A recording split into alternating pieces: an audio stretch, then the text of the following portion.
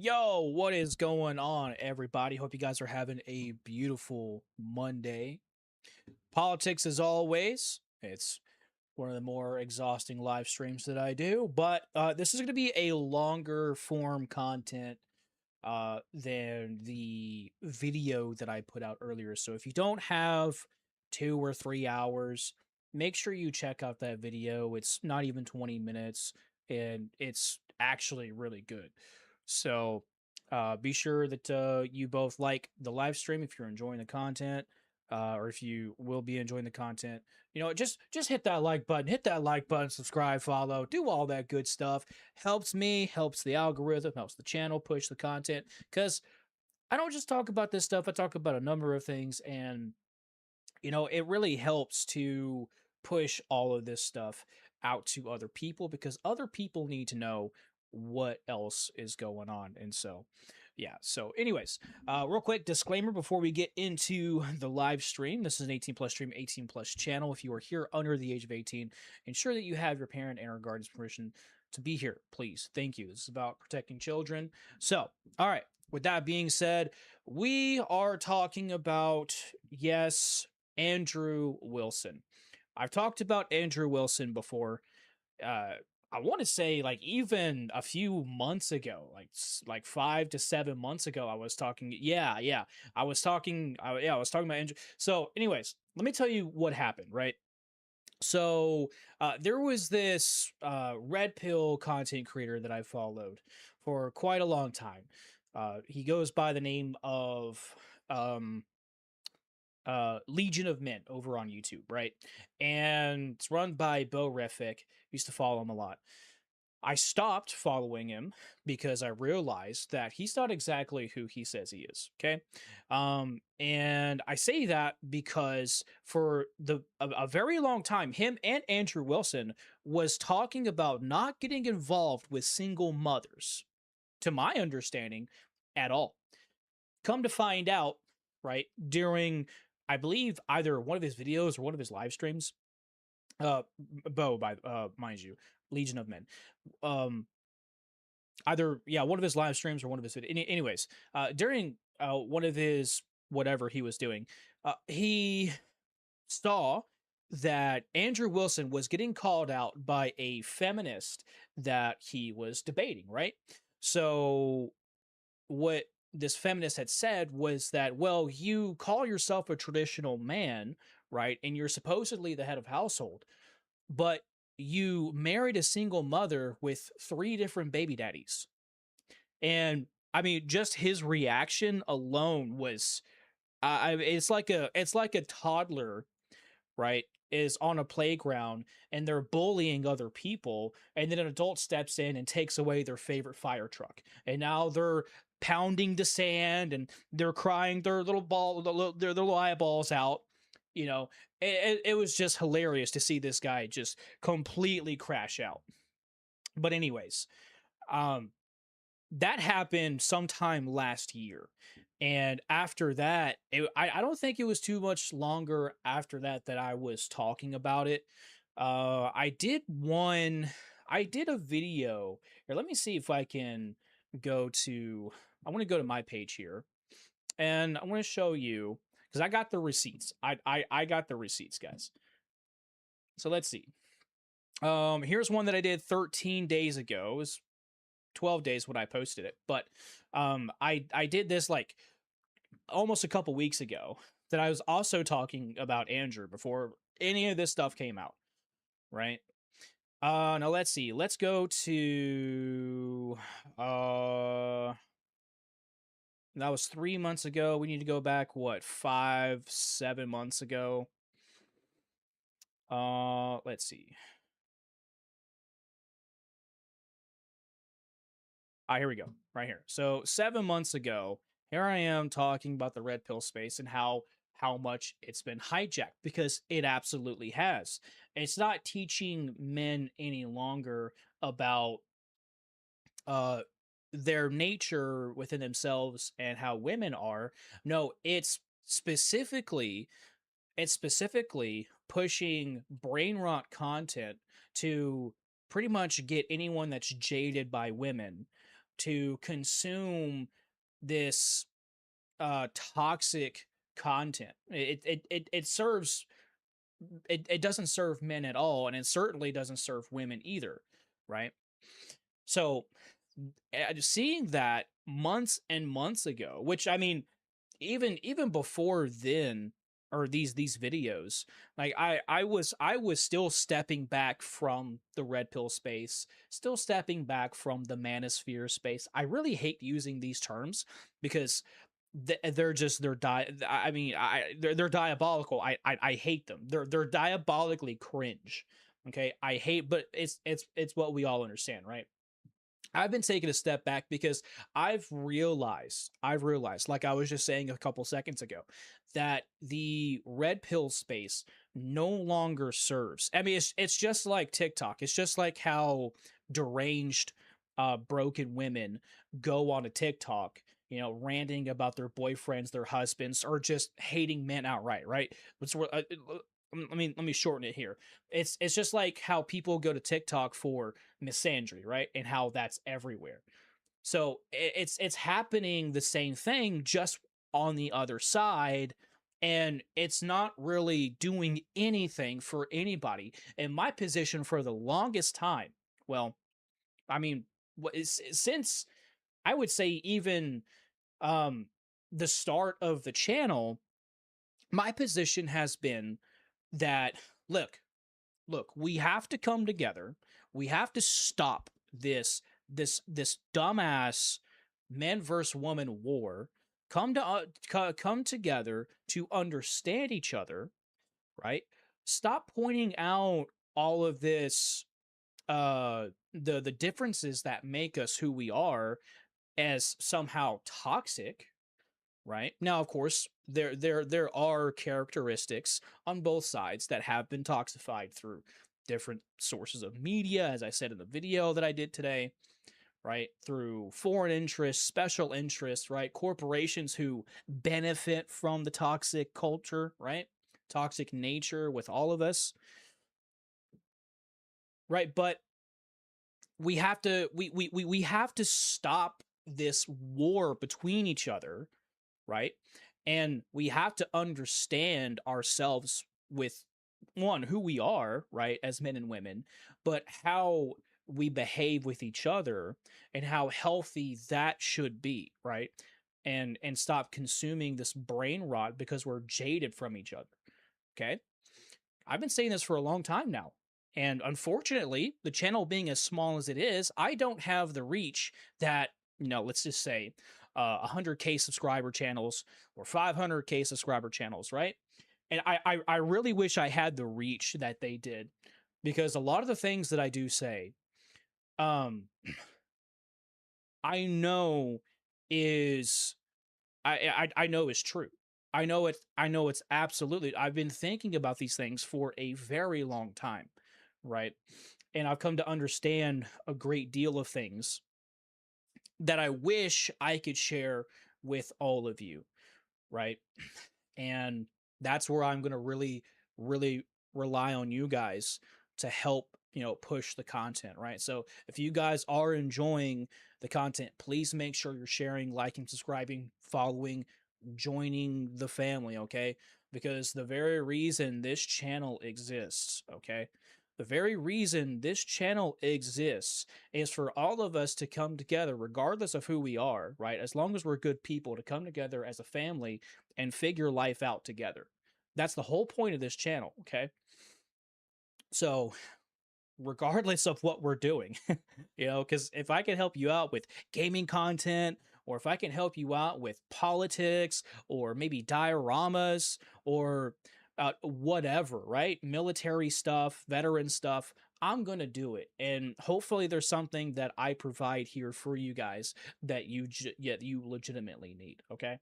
So, this is what this is here for, and I really wish more people, I really do wish more people um would hear what I have to say. So, but anyways, enough about me. Let's go ahead and get into a couple of videos today. All right, so obviously, like I said at the beginning of the stream, this is going to be a longer form content, 2-3 hours maybe, just depends. All right, I'm gonna try and stretch it 2 or 3 hours because we also have Valhalla VFT Nate, right? So video from Nate that we're gonna be watching, and also the Jimmy Dore show as well. But we also have to go into the Joe Rogan podcast to take a look at all of the comments. The comments are absolutely wild. They're so fucking funny. They're great. But that's what we're going to be doing. Okay, so let's just start with some Jimmy Dore. Let's see what they have to say here, because a lot of I guess maybe half of it, but a lot of the bread is here. Okay, so all right, enough of me rambling on. Let's get into it. I can't even imagine how that's got to feel for her, especially now that she has tens of thousands of people accusing her of murdering and conspiring to murder and then cover up what happened to her own. I mean, that's like mind-boggling psychological torture on a level that Well, it's not exactly conspiracy when I don't know, your husband dies, and within the next week, the next coming days actually, what you do is you fill up a stadium full of grieving people, right, who just pretty much lost their, I don't want to say idol, but I do want to say someone that they admired, someone that they respected for what they did. And you fill that stadium up with people like that looking to heal, and you're making a spectacle of it, right? You guys remember the memorial in Arizona, like the coming days after Charlie was killed, right?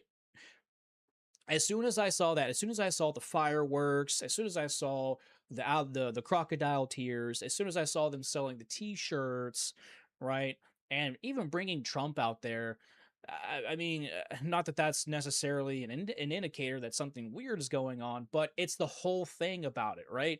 It's where everything at once is happening, and it makes you go, "Hang on a minute, something something isn't right here." Right? And then there's also the things that followed with that, right?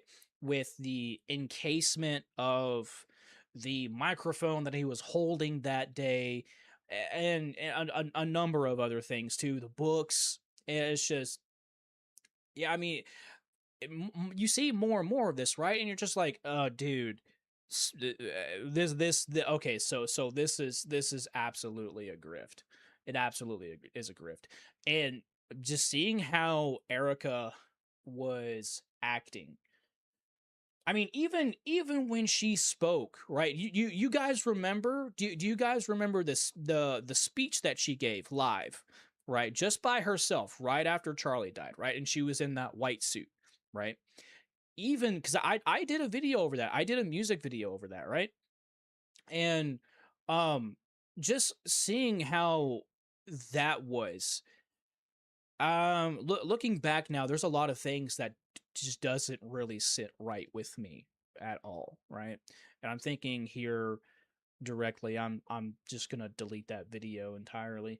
I like the music, but anyways, yeah. So there's just a lot of things that was going on, didn't make any sense, right? Didn't make any sense with Erica. So anyone that's defending Erica at this point, you're being called in question. You're absolutely being called in question. And look, I don't follow the whole thing as closely as some of these guys like Valhalla, Jesse on Fire. I don't really follow politics as well, not nearly as much anymore, because I'm doing a wider range of, I'm doing a lot more gaming content than what I used to. But I still do follow it, and even someone like me who doesn't follow it as much as these guys know what's going on. Um, so if you are still defending this, right, we're on to you. We're on to you. So everyone's laughing at Andrew Wilson for not just defending Erica, but a number of things. Anyways, let's keep going. never seen. Yeah, in hindsight is 2020, but given Really? the reaction, I think it probably would have been better for her to like lay low for a little while. 1000%. The going out with the sparklers was not a great idea. Like all that was not a great idea because it just seemed insane. Yeah. 100%. I want to show you exactly what a horrible debater Andrew Wilson, this guy actually is, and a just abject liar. So let's remember that Kash Patel, this is from the Daily Mail, he shut down Charlie Kirk's foreign intelligence probe. So Joe Kent was the number 2 guy in the anti-terror. You guys remember that? Yeah. You guys remember when they were trying to do an investigation? The CIA, was it the CIA? I think it was the CIA that was trying to do an investigation into possible foreign influence, right? And the FBI shut it down. Underneath Tulsi Gabbard. Oh yeah. See, yeah, there it is right there. Yeah, like shortly after it happened. I can't remember if it was like a month or two after, but I do know that all of us should remember. I mean, it wasn't that long ago that this happened, right? Interesting. Oh, see, this is you see something like this, right? And I mean, anyone with a brain would be like, hang on a minute, that's a little, because you would imagine that the FBI, right, would want to get all hands on deck, right, to try and figure out who killed Charlie, which we all know Tyler didn't do it. We all know Tyler. Everything that we stand to gain, right, or excuse me, let me rephrase that. Everything that we learned, right, it's a better way to put it. Everything that we learned from the prelims, right, which is what I streamed over. I made some videos over that too. But everything that we learned from that prelim does nothing for the prosecution, right? It shows nothing that these influencers who are grifting off of Charlie's death, that's grifting from these foreign influences, special interests, whatever, are absolute morons. And everyone's laughing at it, right? Everyone's pointing it out. Everyone's laughing at how dumb they are, right? So, I mean, it all started, you know, with stuff like that, right? So, yeah. He wanted to investigate. Hey, maybe there is some foreign involvement in this assassination. Kash Patel shut it down. Here's what Joe Kent had to say about it. And then, you know, Charlie Kirk is killed publicly in a very horrific way, and we're not really even allowed to look into that at all. And Charlie Kirk was one of President Trump's closest advisors, and he also advocated heavily against a war with Iran. I really hope I don't get copyright. Guys, look, stop with the fucking music. All right? Stop with the music, man. Stop it, bro. He was in the Oval Office. Sorry, that's a content creator rant. In the lead up to the 12-day war. So we knew each other. And the last time I saw Charlie Kirk on this earth was in June in the West Wing, in the stairway. And I said hi to him, and he looked me in the eye, and he said very loudly, and it's a small, you've been in the West Wing, it's small, it's a tight space. And he said, Joe, stop us from getting into a war with Iran. So when one of President Trump's closest advisors, who is vocally advocating for us to not go to war with Iran and for us to rethink at least our relationship. So recently there was a video that came out where Erica and some of the staff at TPUSA were all gathered in a room, and she was somehow vulnerable, right? And she was like, oh, you know, I wish Charlie was here to tell us that we shouldn't go to war with Iran, because I don't know what he wanted to do. And you here you have Joe Kent that's like, bro, like, he screamed at me, dog, to not like go to war with Iran. I mean, Charlie was saying that into the months, right, the weeks, the days right before he was, unfortunately, right, left this earth, right? So, I mean, what else do you need, right? With the Israelis. And then he's suddenly publicly assassinated, and we're not allowed to ask any questions about that. It's a data point. It's a data point that we need to. Oh, another thing too. I remember this. I remember other content creators covering this along with me too. So a while ago, right, when people were calling out the BS, right, especially over the FBI shutting down investigation for possible foreign influence, right. I remember Kash Patel going on, I want to say a news outlet, and he was calling content creators.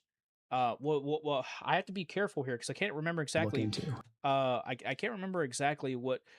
Um, I I can't remember if he was calling content creators threats or terrorists. Um, but I do know that he came out and he attacked content creators for covering, right, asking questions about the Kirk assassination, right. I remember that. I remember that. Like when you have someone in authority, right? Crazy how a tiny man such as Kash Patel, right, is someone in authority. Anyways, I digress. um, it's crazy how someone in authority, right, is shutting down investigations and then attacking people for covering said thing that happened, right? That should really be questioned. That's how you know some weird stuff is going on. The investigation that I was a part of, the National Counterterrorism Center was a part of, we were stopped from investigating it. Isn't that interesting? And remember how they all lied about the pressure campaign put on Charlie Kirk to take the Zionist money from the Jewish donors? Oof. That's a yeah. Just lost another huge donor. 2 million a year. 2 million a year because we won't cancel Tucker. I'm thinking of inviting Candace. Uh uh did they redact the names? Oh no, okay, no. Donors play into all the stereotypes. I cannot and will not be bullied like this, leaving me no choice to leave the pro cause. Please don't invite Candace. That might feel good short term, uh, but it's not good long term, right? So this is obviously we already know this, guys, right? This was in a private message group, right? And Charlie was talking about not canceling Tucker, right, and even inviting Candace, right? And someone else right here is saying, please don't invite Candace. Watch what happens later when Andrew Wilson comes on to the Joe Rogan podcast. Remember they lied about no, there wasn't a phone call from Benjamin Netanyahu. Well, then she had to release the text messages that Charlie was on a text thread with. And remember when he said this? Just what Charlie Kirk said. This group chat just lost another huge Jewish donor, 2 million a year because we won't cancel Tucker. I'm thinking of inviting Candace. Somebody writes, oh. So Tucker Carlson was speaking at TPUSA events, questioning the United States relationship and funding of Israel while they're committing a genocide in Gaza. And that pissed off their Jewish donors. So they started taking their money away and trying to pressure Charlie Kirk to not bring on Tucker Carlson or Dave Smith, who had that famous debate with Josh Hammer when he just destroyed the hammer, completely shattered the hammer. Yeah. And so the Jewish donors were coming hard. Yeah. As far as I understand it, I didn't watch the debate. But as far as I understand it, that debate between Tucker and Hammer did not go well at all for Hammer. I mean, obviously, since Tucker has been pretty right about a lot of things, he's not right about everything, of course, but when it comes to what's going on in Gaza, what's actually going on in Gaza, the West Bank, and I've seen a lot. I don't want to say terminally on Twitter, right? But I am on Twitter quite a bit, and guys, the things that I see people post, right? It's going to get a little graphic, and I'm not going to show it, but I'm going to show you just the reality of things, right? I've seen death. Okay, I've seen death. Someone who's served 4.5 years, right? I've seen death, and the things that always hit me the hardest, right, are always children amongst those dead, right? And the things that I've seen are literal infants that have been struck, right, by firearms, and for no other cause than to be laughed at, right, by the IDF. That's an actual thing. Okay. And you see a father holding his dead child, right? I mean, it's really heartbreaking. You see the absolute monstrosity that is our greatest ally, and I have to use perhaps Israel has been said more than enough, but I do have to use codes here because if you talk about them in a specific way, your channel gets punished, and my channel gets punished a lot. This is why I ask you guys, hey, look, engage with the content, right? Because they really don't like you talking about this stuff, man, right?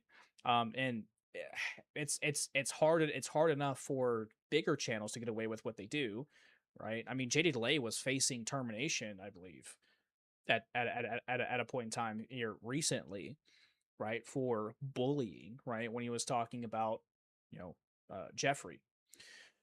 But it's if these guys are having a tough time getting away with what they get away with, then what do I get away with as a smaller channel, significantly smaller channel, right? So, anyways, but yeah, um, it's absolutely going on, right? What's happening in Gaza, what's happening in the West Bank, what's happening in Lebanon, right? And I've talked about the greater project, right? I've talked about that, and uh, all of it's true, all of it's true. And if you talk about it, you're called an anti-Semite, right? Well, I have a new word for all of us to use. Okay, it's called anti-Goyist, anti-Goyism. All right, that's that we got to make that term go viral. I've had other content creators, reach out to me in their comment section, and they're like, you know what, I'm gonna steal this. I'm like, okay, go for it, go for it, go for it. Anytime they want to use the word anti-Semite, you then call them an anti-Goyist, right? Because obviously we know they're bullshitting, they know they're bullshitting, so just call them out on it, So that's pretty much what it is. So, anyways, anyways, um, yeah, all you need to do is open your eyes and see the truth for what it is. Okay. I understand politics is exhausting. It is. It's very much is. But here's the thing, right? We have to in today of all days, right? In this day and age, we have to be actively involved in politics. Actively, I wish I was involved in politics a lot earlier than what I was. Right, I wasn't really too involved with politics until I became a content creator. Right, and I'm telling you, had I known some of this stuff earlier, I probably would have been a lot better off. Right, and that's just because knowledge is power, right? You want to make sure that you get yourself set up as much as possible, right? So right, knowing what you can save yourself from being lied to, from being led in the wrong direction, right? I always say this. I always say this. If you don't follow politics, right, how do you know you're being lied to if you don't know what the truth is, right? So, and I'm coming to find out some things about the founding fathers, them being Freemasons, which that's something I need to be looking into, and obviously stuff about the World War II, right? Some things that we weren't taught. Interesting enough that a lot of our history books, a lot of our books in general, as we were growing up through school, the McGraw books were written by, let's see, Robert Maxwell. Or at least Robert Maxwell had a pretty good hand in writing the source material. So that's yikes, right? If you guys know about Robert Maxwell having ties to a specific 3-letter agency that starts with C, and was also connected with a foreign country that starts with an I, some things become more clear, right? So they want us to focus on what they want us to focus on. But if we start talking about the real stuff, right, then they openly attack us, right? They shut down investigations, right? And they call us anti-Semites, which I think most, if not all of America, is we're done with it. We're done with it. Call me whatever you want. I don't care. I really don't care. I'll just call you an anti-Goyist. There we go.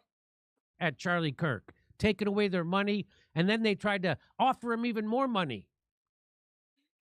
Hundreds of millions. Some people say $1 billion.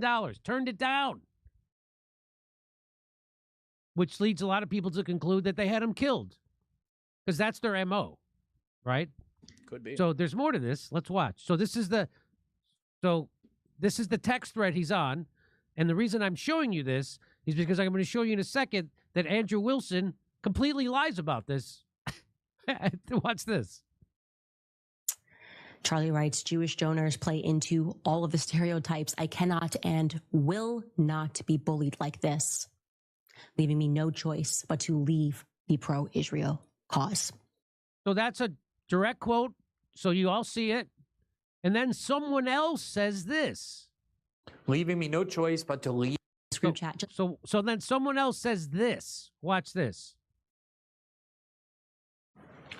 And somebody writes, a donor writes, please do not invite Candace. That might feel good short term, but it's not good long term, in my opinion. Like all groups, you're going to get a wide variety of opinions. That nasty free will thing that God bestowed on us makes life frustrating at times after the dust settles a bit, maybe.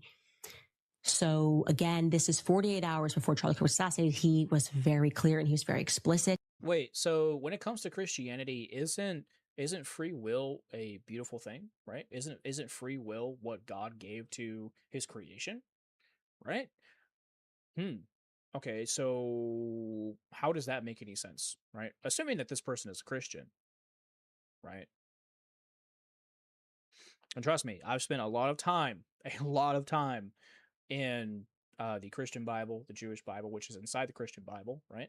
First 5 books of the Bible, Genesis all the way to what is it? Is it Deuteronomy? I think Deuteronomy is the last one, right? Numbers, Leviticus, Deuteronomy, right? Anyways, but yeah, the first 5 books of the Bible. Anyways, I spent a lot of time in those books, so I know what I'm talking about. And he did not back down, not in that Hamptons meeting, which they're all lying about, nor in this text thread. I'm not going to reveal the names of the other 7. Actually, you know what? I disagree with myself 4 seconds ago. Let's just throw in Josh Hammer for funsies. He's on this chat, okay? Wow. Okay, so that's big news. Of course, we already knew that, right? We already knew that. And then it's also no surprise as to how was it no, it was Andrew Colvett, right? It was Andrew Colvett that, essentially took over the show, right? Speaking on the show, right? Him and someone else, but as far as I know, Andrew Colvett was the one, which weird. There's a lot of stuff with that, but I digress. So just to be clear, this is Charlie saying lost another $2 million Jewish donor. They play into all the stereotypes. I'm leaving me no choice but to leave the pro-Israel cause. And then this is someone else. This isn't Charlie saying this. So keep that in mind as I play this recording of Mr. Master Debater. He said, I'm not taking any money from TPUSA minus the fee for debate instruction. So let me rewrite that for you. Yes, I'm taking money from TPUSA. FYI, I'm taking money from, but here's a really shifty used car salesman way to try to make people think I'm not. I'm not taking any money from TPUSA minus the fee for the debate instruction. Wow. Okay. I mean, it doesn't really take a rocket scientist to really see that he's taking money from TPUSA. I'm not taking money from TPUSA aside from them telling me what to do. So yeah, nothing to see here, guys, bro. What? Got that one wrong, Ace. I just purely enjoy wrecking these people, as I consider them to be dumb and inferior to myself in every way. Well, that's not supremacist of you. You can't toss me out of an organization I'm not a part of. Oof. Okay, so he directly says that he is a part of TPUSA. Oh, wow. Not taking money. Because first I'll say Wow. I'm not taking it, but then in the same sentence, I am taking it.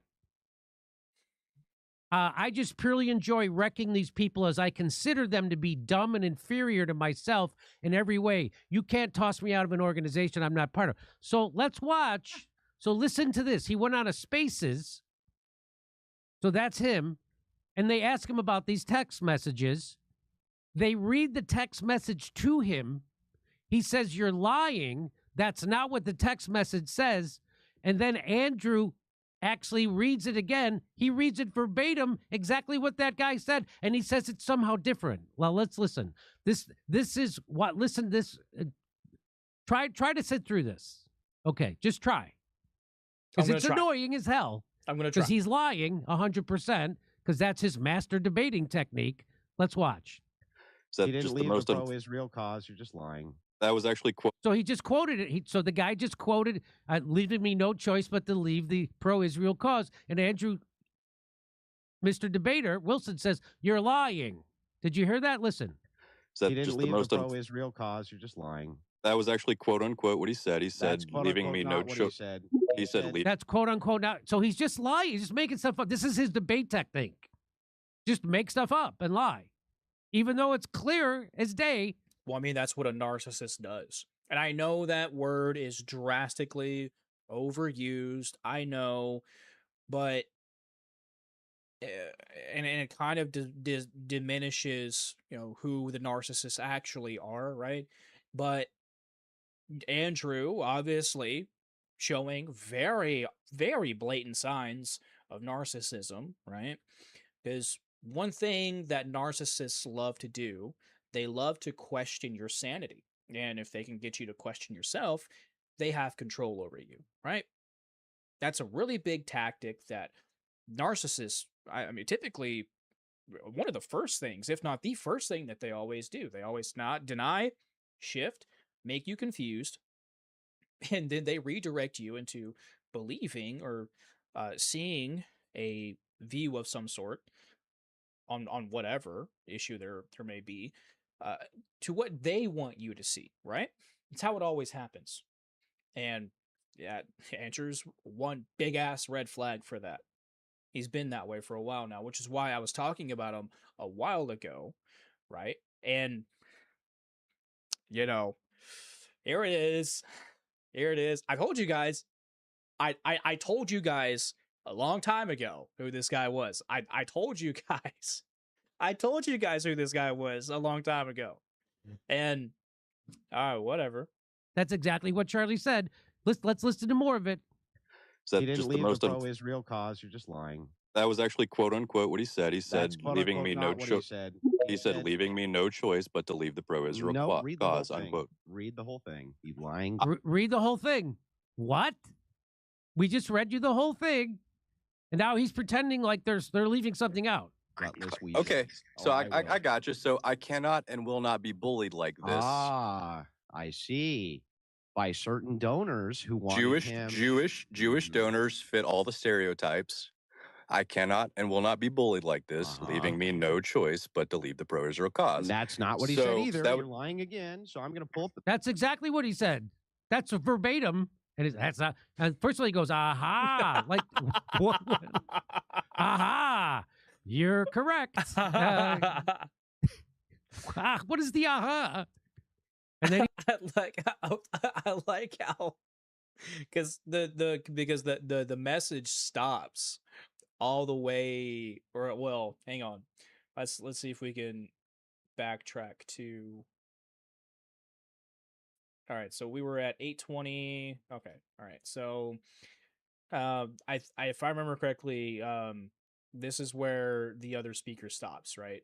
And then Andrew interjects with uh, complete idiocracy, right?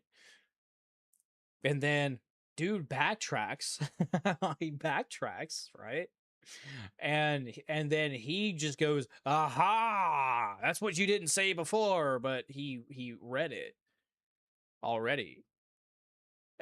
How how is it that anyone takes Andrew seriously? I I don't know. I have no idea how anyone takes this idiot seriously.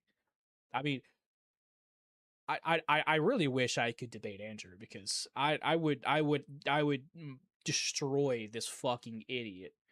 I mean, me being, you know, someone who does multiple content and have limited knowledge on all of this, right? Because obviously I don't have connections like Candace does, um, or Tucker Carlson, right? But even someone like me can debate Andrew because, yeah, I mean, that's it's pretty much like debating a toddler, you know? Like, anyways, let's see. Let's go back to we were at 8:20, right? Yeah. He says that's not what he said, and he goes to Messages just to Yeah, blow this lie out knock again. yourself out. Knock yourself out. So let's go with the Charlie Kirk messages leaving pro-Israel. He's going to cause. Grok. No, I'm not doing Grok. Relax. And I would tell you if I was. He's going to and by the way, I think ChatGPT. that He's using ChatGPT in this chat room, bro. As soon as he read those text messages, he's like, fuck. gotta rebuttal this. Quick, ChatGPT. Give me something. Oh, dude, like he was somehow a college student that had ChatGPT write his essay last minute before class. What I don't understand Stop. Let me respond to the claims first. Yeah, so nobody unmute, please. It's just Travis and Andrew right now. Please, nobody mute. You don't need to put your hand up either. I see So you. this I is know an who's in the X space. space. This is how it works. Yeah. So He's gonna get the tweet and read I think it. that Grok can be useful Or the for text. pulling information. Listen I think to it's this. cheating if you use Grok to form arguments. You could just pull it. Okay, just I get have to no it. idea why anybody You could just pull the would text even have an itself. issue Just with pull that. it up. Let's listen That's to what the I'm trying text. to Go ahead, do, is Andrew, just read make it. sure that I'm pulling the text so that you actually read them correctly, and I can too. Okay. So here's what Ashley said. Jewish donors play into all the stereotypes. I cannot and will not be bullied like this, leaving me no choice but to leave the pro-Israel cause. That's exactly what they said he said. And he's pretending it.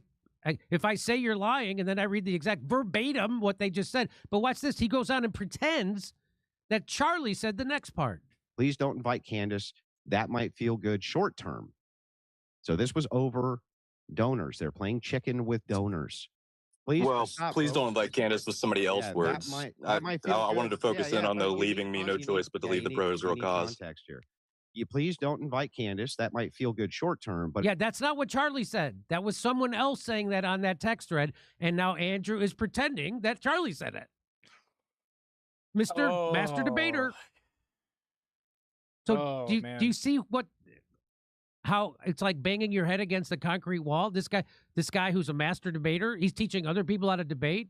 It's not in the long term, in my opinion.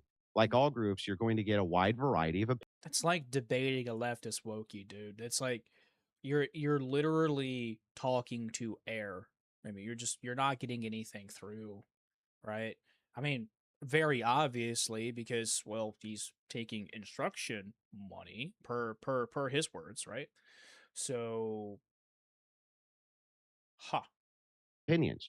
That nasty free will thing that God bestowed upon us that makes life frustrating at all times. So Charlie's venting right now because donors are telling him who he can and can't platform, right? He's pissed off about it. So he's using well, I'll just leave the pro-Israel cause if it's the case that that these donors are going to try to bully me into this. By the way, this isn't the first time that he's played this game of chicken with donors. So he's pretending that Charlie didn't mean what he said. He's just doing this as a tactic with donors, except he's on a text thread without the donors. So this is just, again, he just makes shit up. And you saw how easy it was for Joe Rogan to dismantle him with just obvious. Joe's not even following this case closely. Could you believe that? Well, I don't know, because he doesn't really show this clip. We could take a look at the Joe Rogan podcast here in just a little bit, but as far as I understand, in the clip that Jimmy did show, there was nothing really covering the text messages. More rather the memorial that we were talking about towards the beginning of the stream. So I just wanted to point that out. This is his big Mr. Debater. You're lying. That's not what he said. Let me read it. Oh, it's exactly what you just said he said. And then he tries to pretend he's just playing chicken with donors. Okay. That's how that game is played. No, by the it's a way, game. by Oh, it's a all game. He's NGOs, playing not a just game. TPUSA. So here's what Owen Benjamin said. This is what hell sounds like. Andrew said the dude got the quote wrong, then read back the quote word for word, then tried to pretend that another text was Charlie, and then framed Charlie as a liar again. So they're saying Charlie doesn't mean what he's saying in his own text, in his private text, that he's lying to people. Yeah, didn't you know? I mean, didn't you know that Charlie was a massive liar, guys? Didn't you know that? Did you know? Didn't you know that he absolutely wanted war with Iran? Didn't you know that? Did you not know that? Because I mean, it was everywhere. He definitely did not say to Joe Kent that he didn't want war with Iran. No. What happened was he said Joe Kent, and then someone else said, "Please save us from a war with Iran." Right? Someone else said that, and then Charlie Kirk was, well, I mean, he didn't say anything. He just walked off, right? That definitely was not him, right?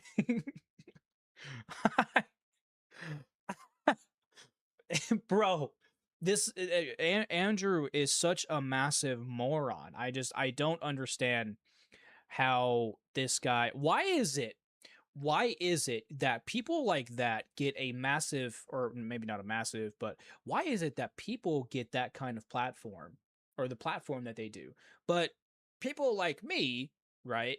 And understand, I just started a little over a year ago YouTube, right? But me, in all of the wisdom, right? I guess you could say shitting myself doing gaming content is wisdom, but whatever. Why is it that me, right? I have a harder time growing, right? And this buffoon can say whatever the fuck, and people still follow this guy. I don't get it, chat. Maybe you guys can explain that one to me. Maybe you guys can solve that riddle. This is what hell sounds like. He said, "You leave me no choice but to leave the pro-Israel." Well, to be fair, I think hell is more so Andrew being the only person there. The only person there that you're listening to. I think that's hell. And Andrew said that was a lie to get more money and not true. That's insane. That's insane. And this is the guy who says, "I just purely enjoy wrecking these people." You think you wreck somebody there? You think you just wrecked somebody? Yeah, try to convince someone that they're lying from reading verbatim and then read the exact same thing as if they had some kind of error, and then try to pretend like it continued on. It couldn't be easier to see through this piece of shit who's being paid to lie. Yep. I didn't take any money from TPUSA except for all the money I took from TPUSA. Minus the money I took from them. That's my favorite thing. I didn't take any money from TPUSA. Minus the money I took from them. Okay. Could you imagine, guys, check this out, right? Could you imagine someone shows up to a crime scene, right? A cop shows up to a crime scene. Some dude is standing over another dude, right? That he just unfortunately murked, right? Send him back to the lobby, send him to the gulag, whatever, right? And then cops like, aha, I got you red-handed. And dude that did the crime, he's got bloody hands, literally red-handed, right? And he's like, no, I didn't do this, minus me stabbing the guy 15 times. Right. Like, what the So this is Andrew Wilson, bro. This is Andrew. I remember back in the day when Andrew Wilson, when I guess when he was starting to, you know, break out and become, you know, a bigger content creator, that, you know, he was, let's just say, for all intents and purposes, he was kind of owning people, right? Or owning, you know, lack of better words, dumb people, right? Dumb kids, I guess you could say. But now he's looking even more pathetic than Ben Shapiro, and that all on its own is you gotta, bro, you gotta be a special kind of stupid, right? To you know, be more pathetic than Ben Shapiro. So, anyways. and Candace didn't even know who this guy was. Okay, so first things first, it has come to my attention that an individual who I had literally never. Okay, I know I'm pausing it a lot here, but it's just we got to laugh, right? We got to poke some jabs. Anyways, can you imagine someone that you are? I don't think we've gotten to that part yet, but here's what she's about to say, right? Here's what she's about to say. Spoilers alert. Anyways, so Andrew offered Candace $300,000 to debate her. $300,000. Okay. Imagine you reaching out to someone you want to debate and they have no idea who you are. Hey, bro, come debate me. Who are you? I've never heard your name before, bro. You know, dude, can you imagine how disrespectful that is, man? But that's great. It's funny as fuck. Heard of in my life. Went onto Joe Rogan signaling that I am scared to debate him regarding the Charlie Kirk case and that he's offered me $300K to do so. So just, you know, the backstory leading up to this moment is that the host of the Whatever podcast, who I do know, a guy named Brian Atlas, reached out to my PR guy, Mitchell, with an offer of $50K for me to debate this person. And then he upped the amount, I think, to $150K initially. I immediately dismissed it. I genuinely had never heard of the name Andrew Wilson before. Here's the thing. Why would you offer someone money to debate you? Isn't that weird? Dude, it's free, aside from internet rent, right? It's free to turn on a camera to live stream something, just even from your workspace, right? Like it's nothing just to turn my stream on. It literally just costs me nothing except my sanity, right? But it costs you nothing. So why would you be offering someone even $50,000, even $1, right? Why would you be offering someone money to debate you? That doesn't make any sense. I don't know, chat. What do you guys think? And my assumption was that this was a PR ploy, a move for some young influencer that was coming up through the ranks and had a little bit of money to spend to get their name out there. It's almost like, and people do this, you try to buy an ad for yourself. It's an industry strategy to get your name out there. Of course, the Charlie Kirk case was not some gimmick to me. We have not been asking for money, just a public discussion with Turning Point USA, one of their affiliates regarding the case, whether that be Blake Neff, Andrew Colvett, Erica Kirk, Yankin Bank Frank, somebody who was there on the scene that day. We've offered them the floor repeatedly. Now, what I had not appreciated until people began sending me clips of this Andrew Wilson guy following his sit down on Joe Rogan is that he is sort of affiliated with Turning Point USA, another person in their orbit that they're boosting, so much so that he's apparently hugging Erica. Hang on. Sort of. He's taking instruction money right? Taking money for debate instructions, right? That doesn't that's not sort of, right, involved, connected. You're going and you seem very familiar with Erica Kirk, giving her a hug, right, at the headquarters. That's not something that's sort of involved with TPUSA. That would be someone who's involved at a TPUSA chapter at a college, right? No. Kirk at Turning Point Miss me USA with that headquarters. I will let you take a listen to what he told Joe Rogan during their sit down. Take a listen. We offered, Candace Owens offered $300,000 to do a debate. They're like, we'll give you $300,000. What is her position? What does she think happened? She thinks that Israel worked in conjunction with TPUSA and Erica Kirk to murder Charlie. Based on what? Well, that's the million-dollar question. Nobody actually knows. She's never presented a single shred of evidence thus far that Israel ever worked to murder Kirk, that Erica Kirk certainly didn't. In fact, Matter of fact, it wasn't just her, it was also Ian Carroll. It's funny how he doesn't mention Ian Carroll either.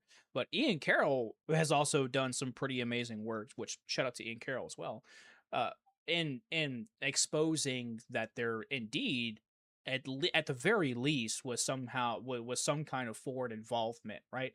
Because there was, I don't know, very specific things trending on Google searches in a specific country right before the, in the coming months to the coming days leading to the Kirk assassination. Huh. Weird, right? So I'd like to see how he is going to. He's probably just going to be like, oh, well, these are Google Trends, yeah, but Charlie, it was absolute moron, bro. her position for the longest time was, if Erica Kirk comes out and tells me to stop this, to stop the conspiracy on this, I will. So Erica did. She went out publicly and she was like, enough. You're just causing more problems than good here as this investigation's going on. And then suddenly Erica's now part of the conspiracy.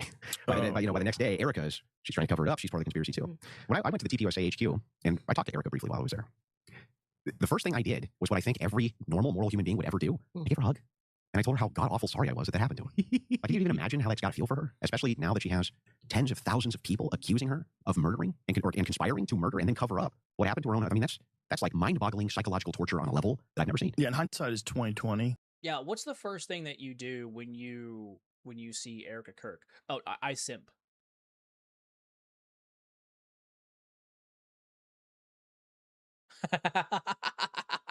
Like, what you hear all these things going on, right? And you can go and someone as intelligent, right, as Andrew says he is, right? He literally called someone that he debated stupid, and we're gonna get into that here in just a few minutes.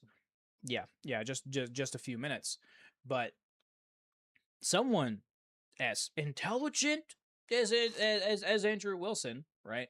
He should know to research all this stuff, right? And he's a grown man. He can come to his own conclusions.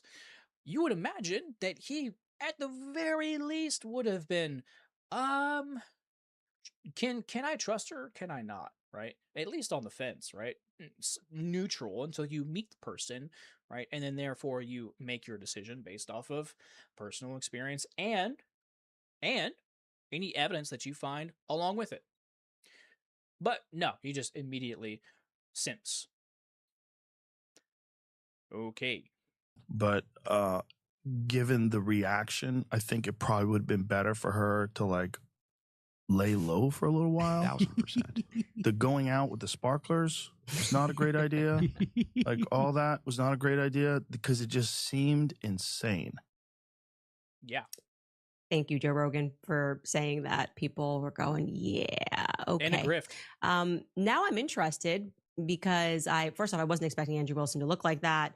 I understand.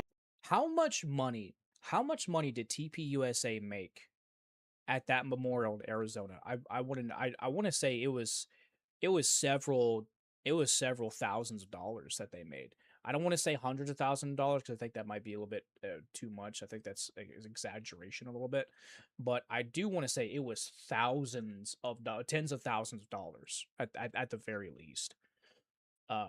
So Yeah, putting on fireworks display like it was a Kiss concert and selling T-shirts and shit like it's just a number of memorabilia being sold. It doesn't.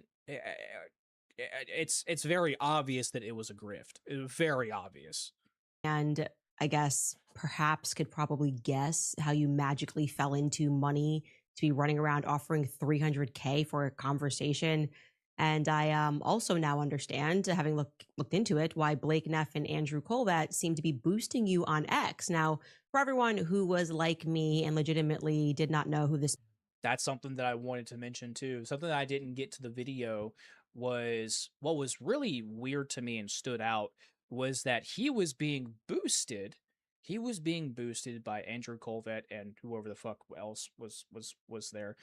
Anyways, so um yeah, someone who pretty much stole, or I don't want to say stole, but took over a platform that Charlie essentially built himself. Uh, well, using that platform, which is taking a hit, mind you, right? Like so some of these videos that they're doing, view to subscriber ratio really terrible, very very terrible. I mean, even my numbers, like I I I I do well. I mean, not my longer form content, which I really wish more people watched my videos, my full videos, because there's a lot of things that really, people should really tune into. People should really know. Um, and I find it pretty frustrating how people are more short circuited and incentivized to watch the shorts videos. But I mean, people watch my shorts videos and my live streams. A lot of people hang around for my live streams, which I do appreciate. Appreciate every single one of you guys who are popping in here. Uh, but uh, using that platform, right, as a means to push your own propaganda and prop someone else up who is going to push your propaganda too. I mean, that's very obvious. It's very. I mean, who the only person you're going to be able to fool is Anne Frank. And I don't even think Anne Frank's going to buy it, bro. She might be blind, but she can see that bullshit from a mile away. So you know, you're not fooling anyone, bro. man was 5 minutes ago. Andrew Wilson apparently had a presence in the manosphere debating feminists, and that would explain why he was appearing on the Whatever podcast, which regularly features these sorts of debates. I've been on the Whatever podcast and I've done these debates, so has Charlie Kirk. But now, of course, for, I guess, either the right price or a chance at staying or being in the limelight, he's willing to sort of flip his position and kind of present himself as a feminist right there, tasked with defending Erica Kirk, taking over her late husband's company, a $250 million organization, while the kids are back home with no parents as she travels the country. Now, he's sympathetic to those positions. Now, Andrew Wilson looks to be about 50 years old. That's the best that I could do in terms of finding his age. Another point that I really was surprised by, because again, I thought this was like someone younger coming through the ranks. Worry not, though, because when he debates, he's always drinking a beer. So he wants you to know he's cool. His ex-profile pic is of him smoking a cig, because that's like 50-year-old man doing this is crazy. That's his brand or something. Dude, this looks like something that a boomer would do to try and stay cool with the kids. Yeah, you know? Yeah, it's just, I mean, who thinks that just be yourself, dude? Just be yourself. It's not hard, bro. It's really not hard. Just be yourself, man. If you're uninteresting, don't try to be interesting. Times are rough for Andrew Wilson right now, bro. Everybody's jumping on this guy. He's like Timu Danny Zuko from Greece, but with a potty mouth, to be sure. Greece was a clean movie, Born to Hand Drive. I actually really liked it. He chain smokes throughout debates and he denigrates people so that people know just how like fresh to death he is. I really shudder at this prospect. Well, here's my counteroffer. Now that I know that Turning Point's in the orbit, right? Andrew Wilson, currently trending on X, by the way, for having lied to Joe Rogan throughout this entire interview. This obviously backfired. The comments are amazing, making fun of him, and nobody buying the Erica Kirk slop, the Christian slop, trying to emote to make us feel like anything that's happened since Charlie Kirk's assassination makes sense. You should read the comments. I went and read the comments. I meant to put some in here, but I forgot. The comments under his appearance on Joe Rogan, hilarious. Speaking of that, let's take a quick break from this video here and let's go over to some of these comments here. Let's check this shit out. Okay. All right. So, I stopped not doing CPR in the backseat of a car to watch this. I canceled my appointment to be fitted for a sequined pantsuit. A sequined? What? Hey, do I have any ladies in the chat? What the fuck even is this word? How do you even pronounce this? Like, what is this, dude? Pantsuit to I'm guessing they're referring to one of Erica's suits. Yeah, the tight ass leather pants that she wore while grabbing a hair full of JD. You know, I stopped paving over a fresh crime scene to watch this. Holy shit. Okay. I informed Ben Shapiro's security team. I was going to watch this. This is funny, bro. I stripped my USB or SUV. God damn it. Stripped my SUV of all the seats and carpet, then sold it to watch this. Oh shit. I stopped confessing to a crime I didn't commit on Discord to watch this. I shut down an entire wing of Tim Hanago's regional hospital. Okay, hours early to watch this. I forgot where I was, and I was doing for an entire day to watch this. I stopped assembling a 30-06 blindfolded in 46 seconds to watch this. Dude, great, man. We're gonna have to come back to some of these. I ignored 911 calls at the station, or 911, 911 calls. 9-11 is 911. Okay, got it. I ignored 911 calls at the gas station to watch this. Oh shit. Oh shit. Oh man. Yeah, we're definitely gonna have to come back for some of these comments, dude, because they're great. They're great. I did it in my video earlier. I did show you guys some of the comments, but you guys gotta check that. You guys got. It's funny, man. It's a classic thing. You go check it out. Go look at the comments under his appearance on Joe. It completely backfired. It completely backfired. As everything that Andrew Colvert and Blake Neff and TPUSA tries to do, it completely backfired. All right, hang on. Or that we should feel bad for caring and investigating. But anyway, he's trending because he similarly in this discussion with Joe Rogan lied in relation not just to me, but tried to like pretend that I'm somehow tangential to the leftist Un-F America tour. I've never so much as spoken to them, but then he also lied about them. He's accusing them of like laundering money and doing this on Joe Rogan's platform, absent any fact check.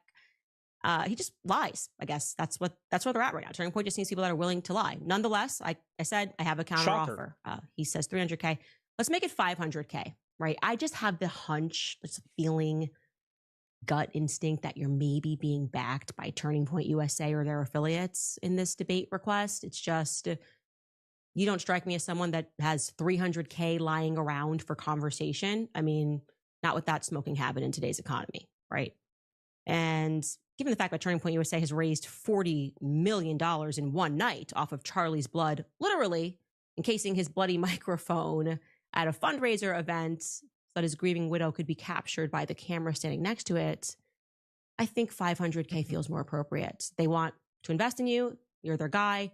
Tell them that's what it costs. What's 500K between old friends, right? Also, my second...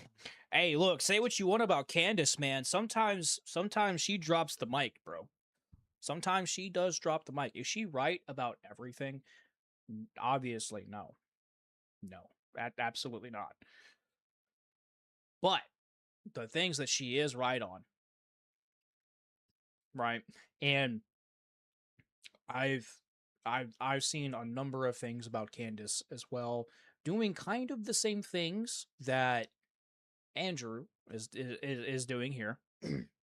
Okay. Uh I could talk about that a little bit later on. But yeah, whenever she does something, man, does she drop the fucking mic, bro. I mean, you really gotta give it to her, man. Counter offer position point that I'd like you to meet is I'm 7 months pregnant. So if you fancy a debate face to face, you're going to have to travel to me. It's common decency. No time limit in the debates. Don't worry. It will be live. We will bring up any documents or evidence that you mention as a part of this case. We have a team, so you can send links live. We are happy to pause and allow you to search for any evidence that you reference if the team can't find it for some reason. No tricks, as long as you want. Like I said, live, so anybody could see if we were trying to play tricks. As a 2A point here, you're not going to be chain smoking around me, tough guy, okay? So you're just going to have to bring yourself and leave your cigs at home. Oh, and this is actually, I would say, the most important part for me. This is what has to happen. Third part here. Either Blake Neff or Andrew Colvett or Erica Kirk must publicly claim you first, meaning they must say that they are sending you in to debate on their behalf regarding the Charlie Kirk case. Okay? No worming away. I mean, doesn't that seem reasonable? Right? I mean, he's specifically challenging her to debate him, right? On behalf of TPUSA. That's what he said. It's literally what he said. He's taking debate instructions, money, whatever that means. So, I mean, it would stand to reason that perhaps, he should be claimed by his mommy and daddy. After the fact, they don't get to be, oh, we don't really know this guy, whatever. They're boosting you. You're at the headquarters teaching people how to debate. I got to tell you, from the outside, it kind of looks like Turning Point USA scraping the bottom of the barrel looking for influencers. And they've now arrived at people who are just amoral, who will lie about what people have said and intentionally misrepresent their positions. Of course. And who I would say are not reminiscent of the honest debate strategy and style that was once employed by their company founder. I mean, Charlie Kirk's brand was clean and respectable. Here is Andrew Wilson, who, I'm not kidding, Turning Point USA says they welcomed him to teach others how to debate. Here's him debating a feminist leftist. Her name also happens to be Charlie. Take a listen.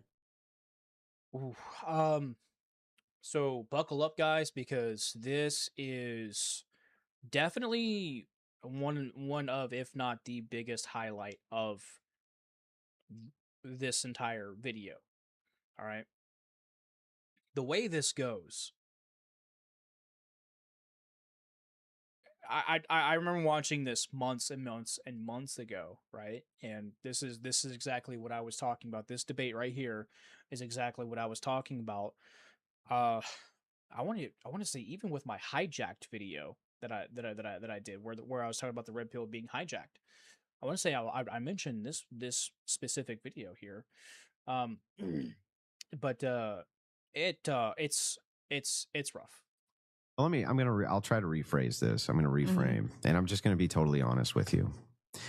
I will never be able to convince you of my worldview. You won't. I know. But the reason is not because I'm not a great orator, or I don't make good points, or I haven't said things which should be compelling to a person. But Charlie, I just think, honestly, you're too fucking stupid to understand them. So, Andrew, can I sell you on my worldview? Yes.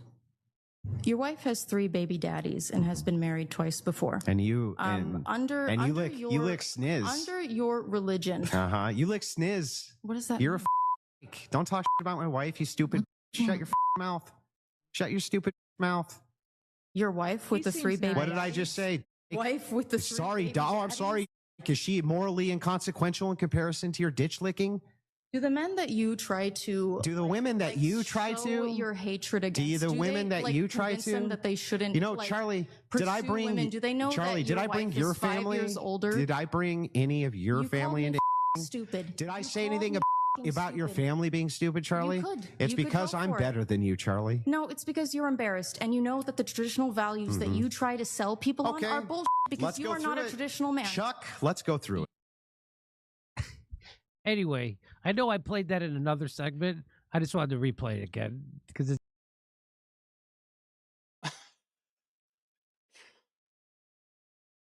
Well, that went well. That didn't turn into absolute chaos. And keep in mind, he started that whole ordeal. He started that. I don't think that she was going to bring it up. I'm glad she did. I don't think she was probably going to bring that up maybe until maybe a little bit later and more subtle about it. Because, I mean, it seems as though, right, aside from being, right, emotionally or emotional there, and I think a lot of people would get emotional when they're literally being called stupid, right? But bringing that up like that, calling him out like that, and then him responding the way that he did, ooh, right? Andrew, you're supposed to be the man of the house, right? You're supposed to be calm, cool, and collected, right? Oh, remind me, which one of you is the man in the relationship? Because out of the times that I've seen you, Andrew, debate versus your wife actually does it a lot better than you do. So remind me who's the man of the house? Who's the head of the house? Because you're more emotional than the chick that you are debating. I mean, dude. it's very satisfying. Wow. Oh man. When the pressure's on, people to reveal themselves. That's all. Yeah. Anyway, you saw his debate technique in that X space.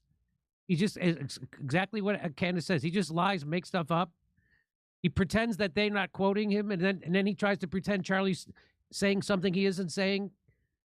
It's the guy's weak. 100%. Weak.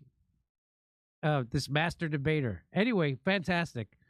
If you enjoyed, Absolute, as they would say, beta energy. Beta energy. Oh man.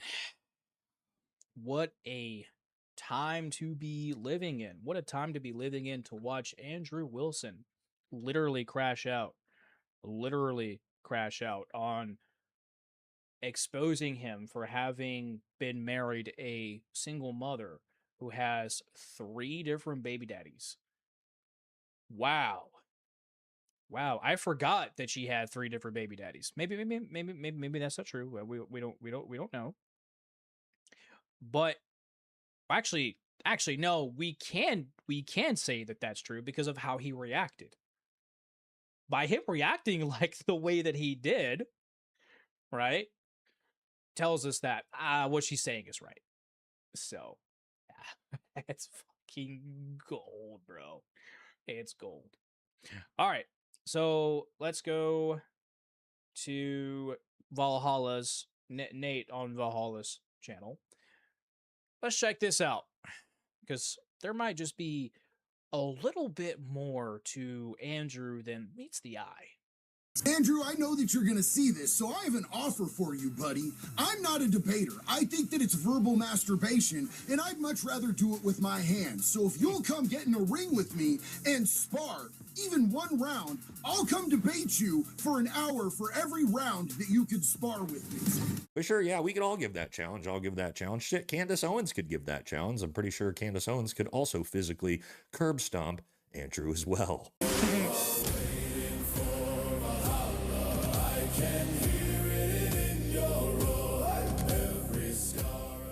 Welcome back to the channel, everybody. And today, how can we not talk about fake alpha male Andrew Pickles Wilson, as he's making waves online recently? And if you don't know who this soft as baby shit beta male little chud is, don't worry, I'll get you caught up in this video. Now, you may have seen him. He's the guy who's been begging pretty much anybody to debate him, including Candace Owens. I believe he's offered upwards of like $300,000 to get a debate. But recently he decided to bark up a tree that he definitely can't climb when he started talking shit about one of my good friends, Heavy Duty Country. And oh, Andrew is now just getting utterly obliterated online by a bunch of actual men. Wow, tough times. Dude, I love the reference, man. Fucking great, dude. And not only that, but clips have just resurfaced that looks like he's also been caught for stolen valor as well. What's that? When were you in the Army? I was in the Army for a very limited amount of time, years and years ago. That's okay. Look. As a veteran myself, that's how you know someone is someone selling you on some bullshit. Okay, if someone was actually in the military, they would tell you what they did, right? Right? Like if someone asked me, "Hey, were you in the military?" Yeah, I was in the military. I was an MP, right? They wouldn't be like, "Oh yeah, I was in the Army. I was in there for a very limited amount of time." That makes no veteran has ever said that. No veteran has ever said that, right? You always say what you did, right? Yeah, I was an MP. Oh, okay, cool. How long were you in for? Oh, I was in for about 4.5 years. Oh, okay. All right, cool. There you go. Transaction over. You know,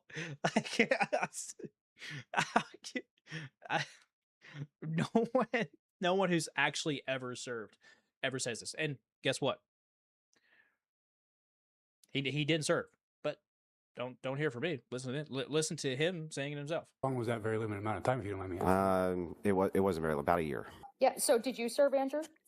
I did not, no. What is it with these soft little MAGA theater kid chuds, huh? All this fake tough guy, fake masculine bullshit grift. It's interesting. And yes, this video probably should have been done on American Thor where it belongs, but there's a lot of crossover here to the main channel in the story. So we're going to look at him being made fun of for not being able to open a pickled jar. Come on, Andrew, you can't even open a jar of fucking pickles? It's a jar of olives, Rachel. Just open it. What is wrong with you? Will you shut the fuck up? It's olives. It's been olives the whole time. The fact he can only... It's olives, guys. It's ma'am. It's olives, not pickles. Debate 19-year-old OF models. And we'll look at some of the public challenges that have been put out by people like my friend Jade. It's not exactly challenging to debate a 19-year-old OF model. Well, I refer to them as a creature of the night, but you know, I'm gonna have to watch my wording here. But it's a lot. It turns out it's a lot harder to try and lie your way out of some bullshit. Trying to defend TPUSA and Erica Kirk to people who are actually of higher intelligence than you. Crazy. He delay to old pickles here. So let's jump into it. Let's That's why talk you about pick it. on Buckle your seatbelts. Here we people who go. are Don't not as forget to like, intelligent as comment, he is. subscribe. Helps the channel. Follow us on Patreon. Grab some America First, America Only merch for the summer. Let's jump into it. Let's talk about it. Who is this guy even, right? Most people probably don't even know who he is. He kind of just came out of nowhere. And his whole grift and spiel here is he's a master debater, except that he only really debates 19-year-old girls. So it's pretty bizarre. And again, he decided to start talking shit to Heavy Duty Country, which... I just don't quite understand. So, talking shit online to a man like Dan when you yourself can't open a pickle jar, bold strategy. It's a bold strategy, Cotton. Let's see if it pays off for him. Most certainly did not pay off for him. Let's take a look at Dan's video on this. As far as I know, Candace is going to be debating this guy, so why don't we get to know him? Really, really solid alpha male. No, my opinion of Andrew is that he is a complete fraud. He has coined himself as this alpha male while being skinny fat, not being in the physical condition to protect a butterfly. And if you don't believe me, he couldn't open a fucking olive jar. Alpha male. Alpha male. It's all fucking slick now. It's a little, See, it little fun. I gotta grip it. Uh-oh, Andrew. If you can't open it either. Well, your hand greased the whole top of it. My hand are fine. Here, high five. It My literally, shoes are slow. it's look, feel it. Isn't that greasy? It was like that already. Oh my God. No, it wasn't. You greased the top. So real quick, I want you guys to notice. Oh boy. Look, okay, so I've seen specific parts of this. And I just put it into my video. But watching this, I'm blind. I'm like, yo, oh my God. So okay, look, sometimes I've had difficulty with jars, okay? But that is the stereotypical 1990s incompetent husband opening up a jar or having difficulty opening up a jar for the wife, right? And she's like, you know what? Let me just do it. And she opens it up first try. Like that's embarrassing, bro. Yes. Oh, my bad. It was an olive jar. But it's probably not the grease on the jar. It's probably the fact that I can look at your forearms and they look like a 13-year-old girl's. You have no muscle definition whatsoever in your hands, wrists, or your forearms. So it's probably why you can't open the pickle jar. You came up debating OnlyFans women. Women who have chose a path in life of sex work because they're probably not intelligent enough to do anything else. And you think you're some great debater because you did well against people like that? But Charlie, I just think honestly, you're too stupid to understand them. See, this is also the thing before I get further. Andrew talks in a way to where he acts like an internet tough guy, but I can promise you he's not going to talk to a man like this in person. It gets worse though. But this chick absolutely cooks him. In my worldview? Yes. Your wife has 3 baby daddies and has been married twice before. And you under your religion. You lick. Come back. What is that? You're a fucking dyke. Don't talk shit about my wife, you stupid bitch. Shut your fucking mouth. Shut your stupid bitch mouth. Yes, her just pointing out the fact that his wife has 3 different baby daddies, and he immediately goes into an emotional crash out. Yes, that is what stoicism definitely looks like, ladies and gentlemen. But Dan also brings up a great point here that he only ever talks this way to women. Isn't that interesting? Yeah. I don't think he's got the cojones downstairs to try to say some shit like that to Heavy Duty Country's face, I would. Well, no, he's actually talked that way to Destiny. But, I mean, could you even really call Destiny a man either? I don't know. Bet not. And here's the wild thing. He's even been roasted by Wes Watson. The king of the fake alphas has even put this guy in his place. Are you proud of who the you are? Why look at, are you proud? If you look in the mirror, would you guys say this motherfucker's proud of who the fuck he is? That's a bag of trash, dude. Pull your fucking shirt Because off. I've been. Tell me you're fucking proud Because of yourself. I've been to prison. Jesus Christ, Because look I've been at to you, prison. bro. You got 10-inch arms and tits. Men don't have tits. Ouch. Ooh, when Peggy is putting you in your place. Ooh. Hey, look. Hey, well, I mean, what I could say for myself is, you know, I was in the gym and then I got diagnosed with degenerative disc disease, so I figured I'd just take it easy. You know, but where I went wrong was completely being a fat ass and eating out. So, you know, that's definitely on me for sure. I'll take that one on the chin, absolutely. But it's not like I just wasn't in the gym. I've lost weight before. I was obviously in Korea, a lot of different places serving and too, you know, and but I guess making excuses here, you know. But I can't really say too much of that because, well, you know, I'm the same fat ass. So hey, look, I'm just taking accountability here. I'm taking accountability. I'm also explaining, hey, look, you know, I do have conditions, right? I have health conditions, right? That makes it pretty difficult for me to go and work out. So it's why I don't.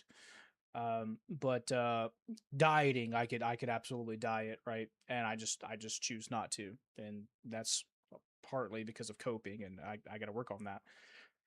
But yeah, it's not like I wasn't in the gym, you know, I was until my body literally gave out on me. So, but anyways, not gonna really shit on not really gonna shit too much on Andrew for being a tub of lard, because look at me, I'm kind of the same way. So, you know, rough times. But it starts to make sense why he specifically will only debate women this way, right? And I'm assuming this is his plan against Candace Owens. He's going to go in there and just try to verbally berate her, I would guess, if he actually even shows up, which I doubt he probably will. And of course, our good friend JD DeLay got in the mix, and he had some choice words as well for little baby Andrew. Andrew, I know that you're going to see this, so I have an offer for you, buddy. I'm not a debater. I think that it's verbal masturbation, and I'd much rather do it with my hands. So if you'll come get in a ring with me and spar, even one round, I'll come debate you for an hour for every round that you could spar with me. And I think this is a fantastic idea. This is a pretty fair and open challenge between two men. I think that, bro, I think that would, I mean, that would go so viral. Just I would pay to see that, right? I would drop everything that I'm doing. I don't even care if I'm streaming whatever. If I hear that Andrew Wilson is in the ring with JD DeLay, I'm dropping every single goddamn thing that I'm doing, and I'm gonna go watch that fight. I'm watching that. Fuck the UFC. I mean, screw all that shit. I'm gonna go watch that fight. And yes, Andrew, if you go and spar with JD DeLay, he'll give you an hour. And that was your big crybaby moment with Heavy Duty Country, is he wouldn't give you more than an hour on his platform. Well, you can earn multiple hours by jumping in there and trying to spar JD. Now, you'll probably last about 7 seconds. I don't know what the math ratio on that is for what you'll get out of the podcast. But sure, yeah, we could all give that challenge. I'll give that challenge. Well, I would imagine that it's probably pound per square titty for for Andrew. So I don't know, maybe about 10 seconds. I think. What do you guys think?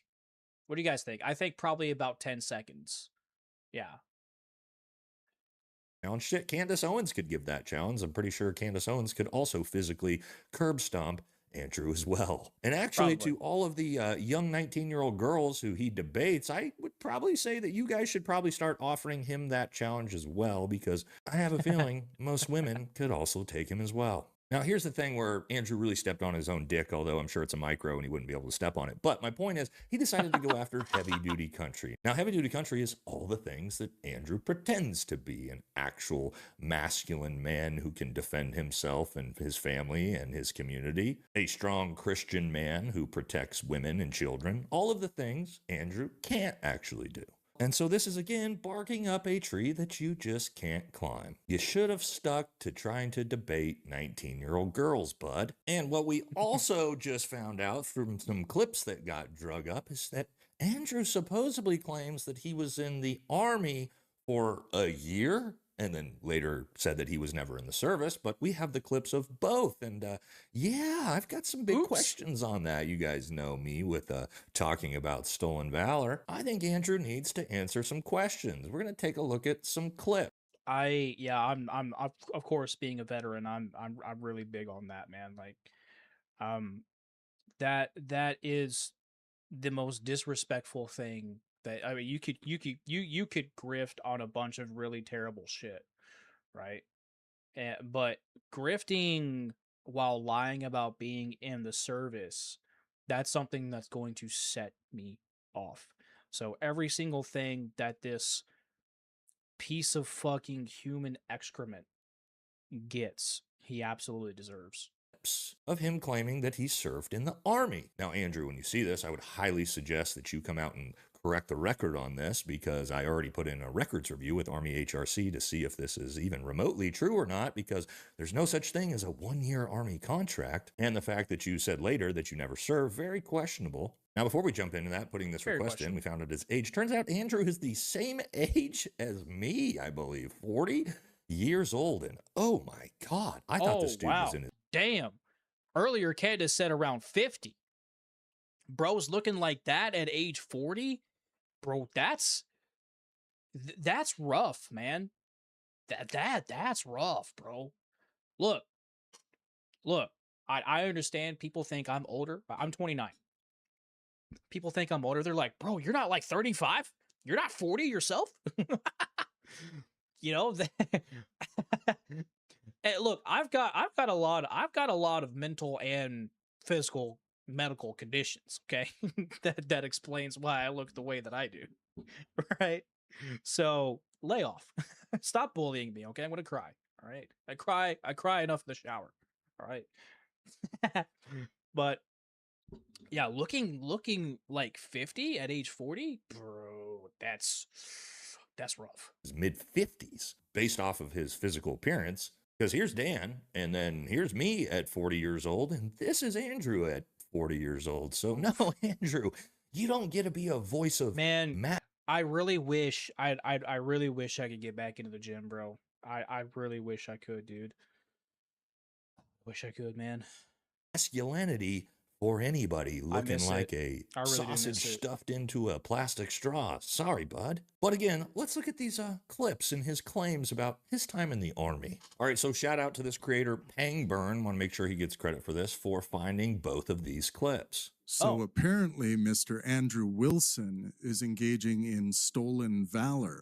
What's that? When were you in the Army? I was in the Army for a very limited amount of time, years and years ago. Whoa. How long was that very limited amount of time, if you don't mind me asking?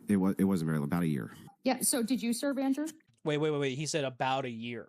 Okay. So that could mean anywhere from 6 to 32 months, right? About a year, right? Half a year to a year and a half, right? Which I think is 32 months. So oh wait, hang on. Oh my god. I'm a moron. That's like over 2 years. Fucking idiot. 18 months. There, yes. 18 months. Forgive me, guys. I'm scatterbrained as fuck right now. I'm just gonna blame it on that. Anyways, yeah, 18 months, right? So it could be anywhere in that time, right? So yikes, bro. Yikes. I did not know. So, Andrew, I think me and all of my audience, yes, we have a huge veteran presence here, are wondering if you could clarify your military service, as you said there on that podcast, that you served in the Army for about a year. Yeah, I've got a lot of questions because, again, your standard Army contract is typically a minimum of 3 years. And so you only served 1 year in the Army? What happened? Well, I've got some ideas of potentially what happened if you actually were in the Army. It sounds like maybe you joined and maybe couldn't hack it, so you had some mental health issue where you were probably trying to cut yourself in the chow hall with a butter knife to show self-harm, then that would probably get you out of the military. Again, I don't know. I'm just going by, the type of thing you would typically see for someone who only did 1 year in the Army. It wouldn't be too physical injury because I watched guys tear their ACLs in basic training and go through a 12-month recovery before they went to their units. So the military would definitely still keep you in and take care of you. So what happened? Yeah, I remember when I was going through BMT, I had shin splints in both of my legs. Right. I had so I had, if I remember correctly, I had shin splints in my right leg, right? And then after that healed up, which I still pressed on, mind you, right? I was still doing PT, I was still doing Beast Week and everything like that. And then it went to my left leg, or if it left or right, whichever one, I can't remember exactly. So, but I do remember having stress fractures, and they were telling, I can't remember if they were telling me, hey, look, if it gets any worse, we're gonna have to wash you back. I was like, oh, nah, I'm good. I'm just gonna push through it. I'm just gonna push through it, and that's ultimately what I did, right? So I heard about one of my old commanders from Korea. He had torn his ACL and still did a 1.5 mile run in like 9 minutes 30 seconds, I think. Something crazy like that, you know. And I was like, dude, that's fucking crazy. I can't imagine tearing your ACL and still pushing forward right through that. I mean, I guess if you had to, then you got to, right? but someone who's been through something similar, right? And it's not something as monumental as a torn ACL, right? But I still went through some stress fractures, shin splints. Shin splints suck, bro. They suck. Because I wasn't used to, all of that running, right? You did Mondays, Wednesdays, and Fridays. That was cardio day, right? And then you did Tuesdays and Thursdays, which were your muscle training days, right? That's how it was PT wise for basic military training. And yeah, those were rough. Those were rough. Being someone who wasn't as physically active as I was in Korea, nearly as when I was in Korea. I remember at my peak physical abilities, like I did an 8 mile obstacle course, right, and while running in between. And that was some of the most fun that I've had in my entire life. But nowhere near was I that physically capable in basic military training than I was in Korea. So I wish I still had that physical ability, man. But things happen, man. Your body breaks down after a little bit, so you know. Happen. Or is it what you said when you were on a different podcast when you said that you never served, huh? Well, those two things don't really add up or equate. Were you in the Army for a year, or did you never serve? I'm going to guess, because you said on a different podcast that you never served, that's probably the truth. So my question for you, buddy, is why'd you lie about serving in the U.S. military? Why'd you lie about serving in the Army? Because yes, stolen valor is the immediate career killer for anyone on the internet and social media. But again, this dude is just a symptom of a broader problem. We've all seen this consistently from all of these theater kids in MAGA, right? All of these guys who LARP and pretend that they're some masculine male, right? You've got Andrew Wilson, you've got Benny Johnson, Ben Shapiro, Michael Knowles. And unfortunately, that grift is over in 2026. Yep. Yes, the fake alpha, fake masculine, fake tough guy online personality is pretty much dead in the water now. Especially when you have the physique of a trash bag full of garbage. And I'm sorry if this hurts some feelings out there in the way that all of us are now dogging this guy, but yeah, I don't have any sympathy for this little chud. His entire shtick is berating and disrespecting women, so I'm pretty sure he's earned all of the verbal abuse that he is getting online now. And hey, maybe we'll do 100%. Another video on this on American Thor where it probably actually belongs. And it sounds like a lot of other actual real grown men are getting ready to respond to this little theater kid dork as well. So yeah, rough times. And again, we want some answers on that military service, bud. We'll be waiting. All right, that's going to do it for this one. Yeah, Andrew, I would like some clarification myself. Is it that you were in basic and you had a mental breakdown and you left? Like they kicked you out? Right, what happened there, bro? It's okay. You can tell me. I'm not gonna shit on you. I promise. Okay, maybe I lied there. Maybe I lied there, but you lie too, So it kind of cancels it out, right? Two negatives turns into a positive. You know what I'm saying? So where two lies happen, one truth comes about, right? Don't worry, guys. I'm just using the same logic this guy does. Okay, so if you're confused, don't worry. I'm just as confused. All right. Let's see if we can jump into a little bit. We're not gonna watch the whole thing, obviously, but we're gonna get into a little bit of this podcast here because I want to see what this whole thing is about. Okay, I haven't seen this, so we're watching this fresh. If you haven't seen it either, we're watching this blind together. So, brace for impact.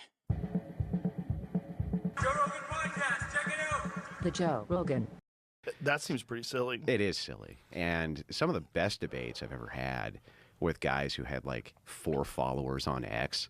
And they're like, let's go down to this X space and talk. And I'll hop in there with them. And I'm like, an hour later, I go, man, that guy had a lot of good stuff to say. A lot. You mean the 19-year-old OF models that you're destroying, right? A lot of people out there Yeah. that, and oftentimes those are the ones who don't have a lot of followers because they're not sucked into the social media web. They're just out there thinking and doing things and living their 100%. life. There are a lot of fucking interesting people out there that you never hear from, and a lot of Yo, where's my time to shine, huh? Where's my shit at? Where's my recognition at, huh? Yo, hey, hey, what the fuck, man? I'm here. I'm here. Notice me, senpai. Notice me. not interesting people that you hear from constantly. All the time. It's like the politician thing, you know? It's like we were talking about that the other day. Like there's this lady that's running for, God, something. Is she running for governor of Wisconsin? Is that what it is? I mean, yeah, he's completely right. He is absolutely right. You know, it's really ass backwards. The most interesting people you never really hear so much from, right? And I'm not trying to boost my ego when I say this. I'm a very interesting person. Okay, I do a lot of stuff. I do a lot of stuff here on the channel. Okay, um, like I said at the beginning of the live stream, or at least more so to the beginning. Right, I make dioramas, I paint miniatures, I do digital art, I make music. I talk about veterans issues, men's issues. I talk about multi-level marketing companies, how Trump was involved with multi-level marketing companies. I talk about a lot of the things that's been going on, right? And I'm a content creator on top of all of that, right? So I've been to a number of different places. I've been married before.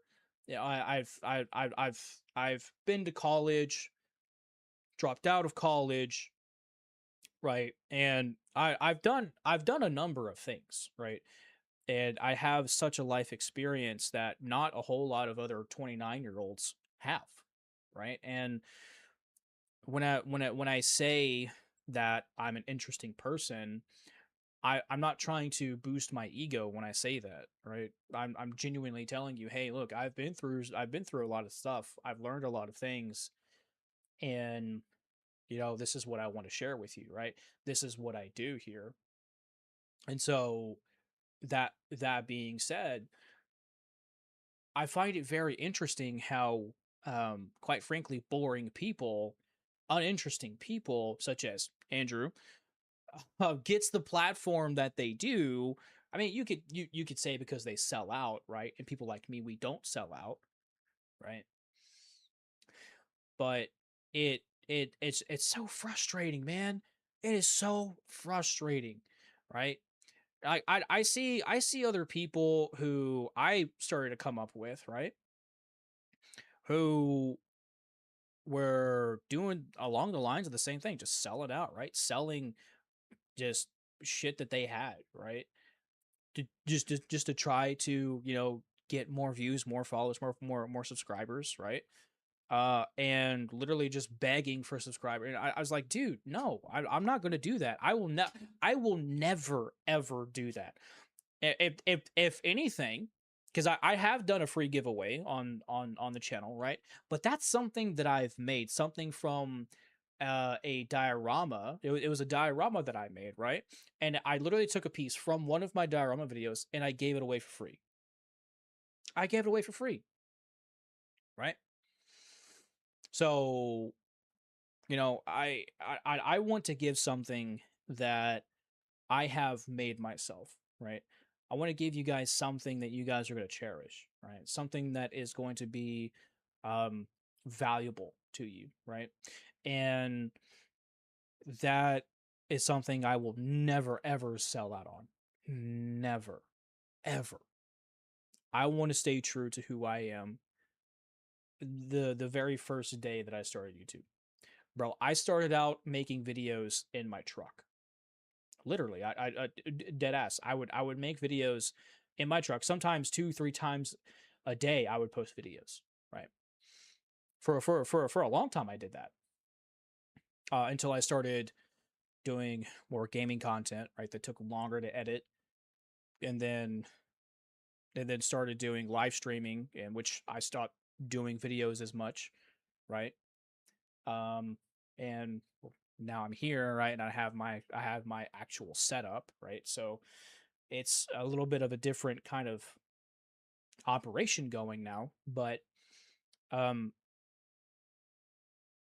and it's so frustrating. But then again, there are thousands and millions of content creators out there, right? And it really does make sense at how you know um people like myself would be overlooked.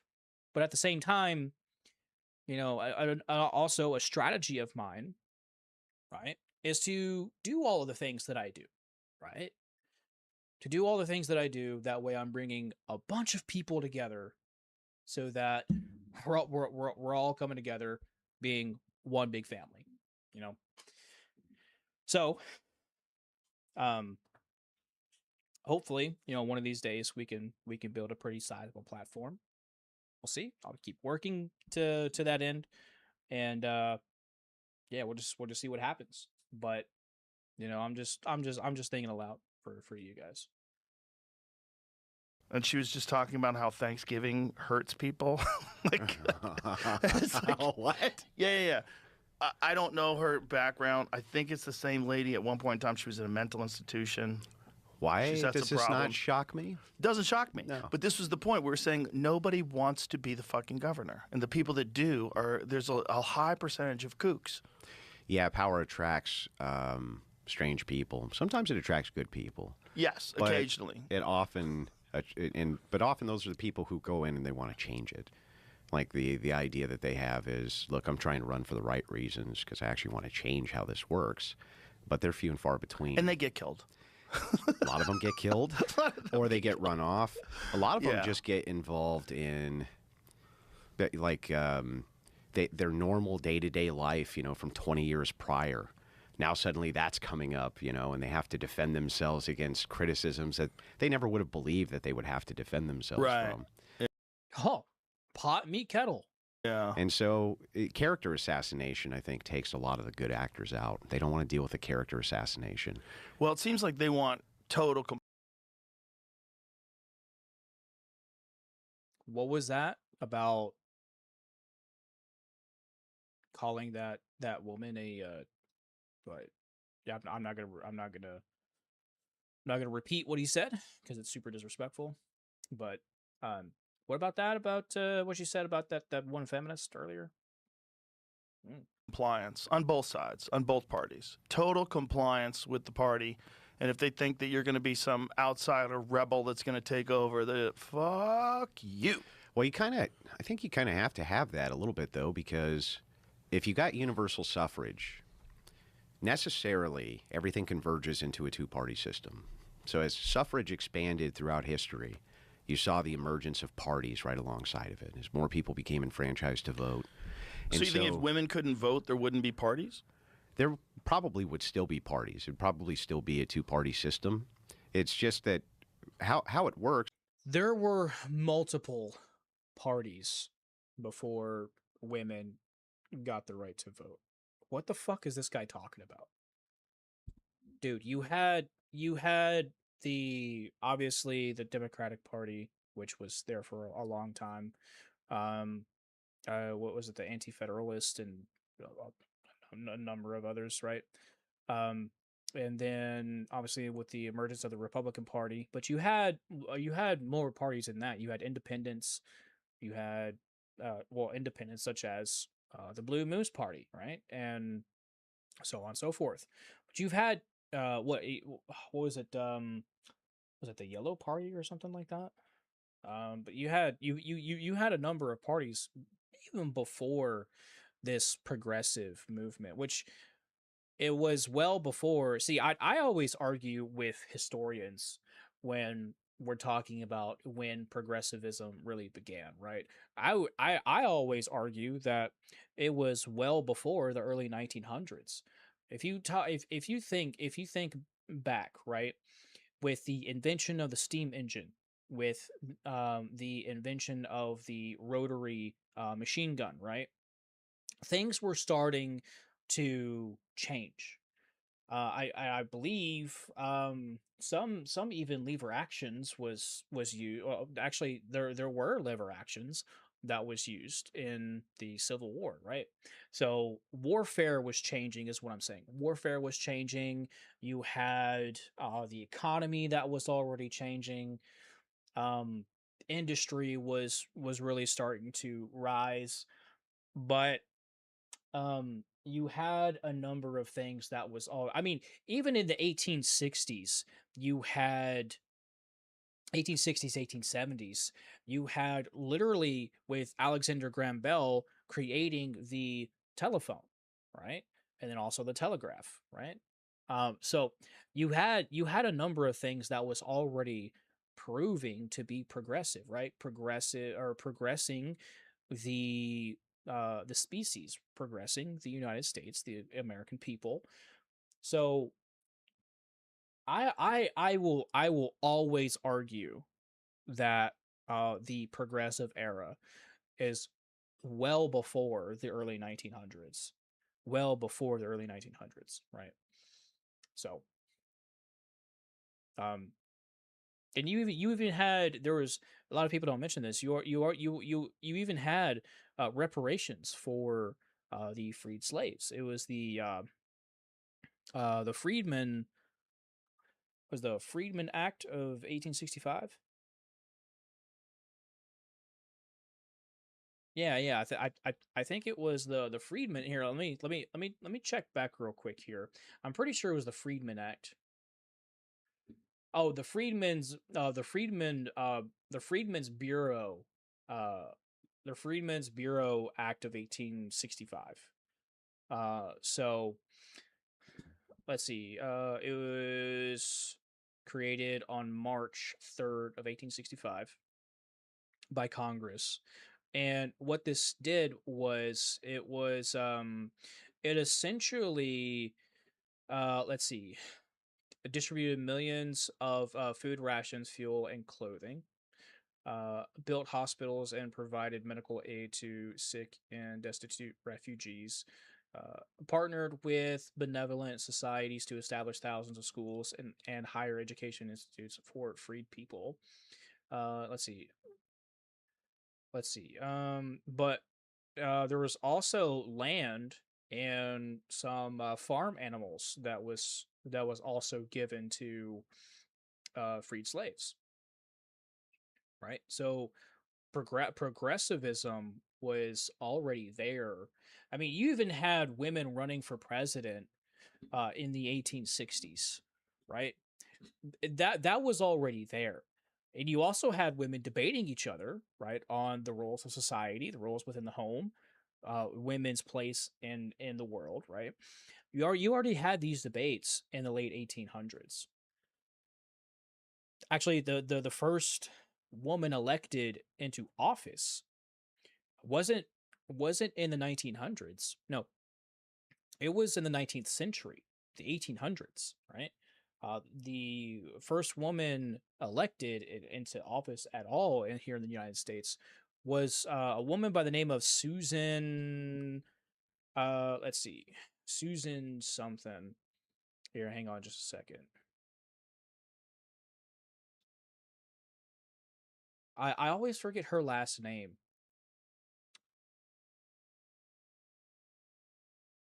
No, let's see.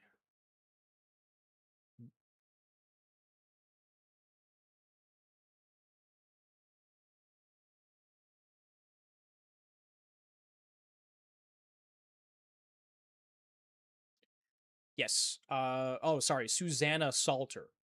Susanna Salter, who was elected as the mayor of Argonia, Kansas in 1887. So, my bad, 1887. That was the 60s or 70s. Let's see. And just to show you here, yeah, just to show you here, let's exit out of here. I'm going to add another tab, and then I'm just going to do a quick search.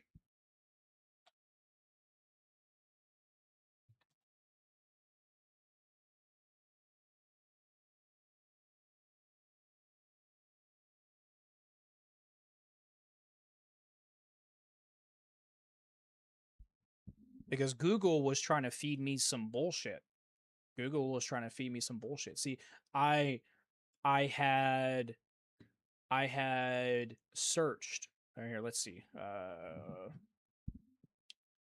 First woman voted into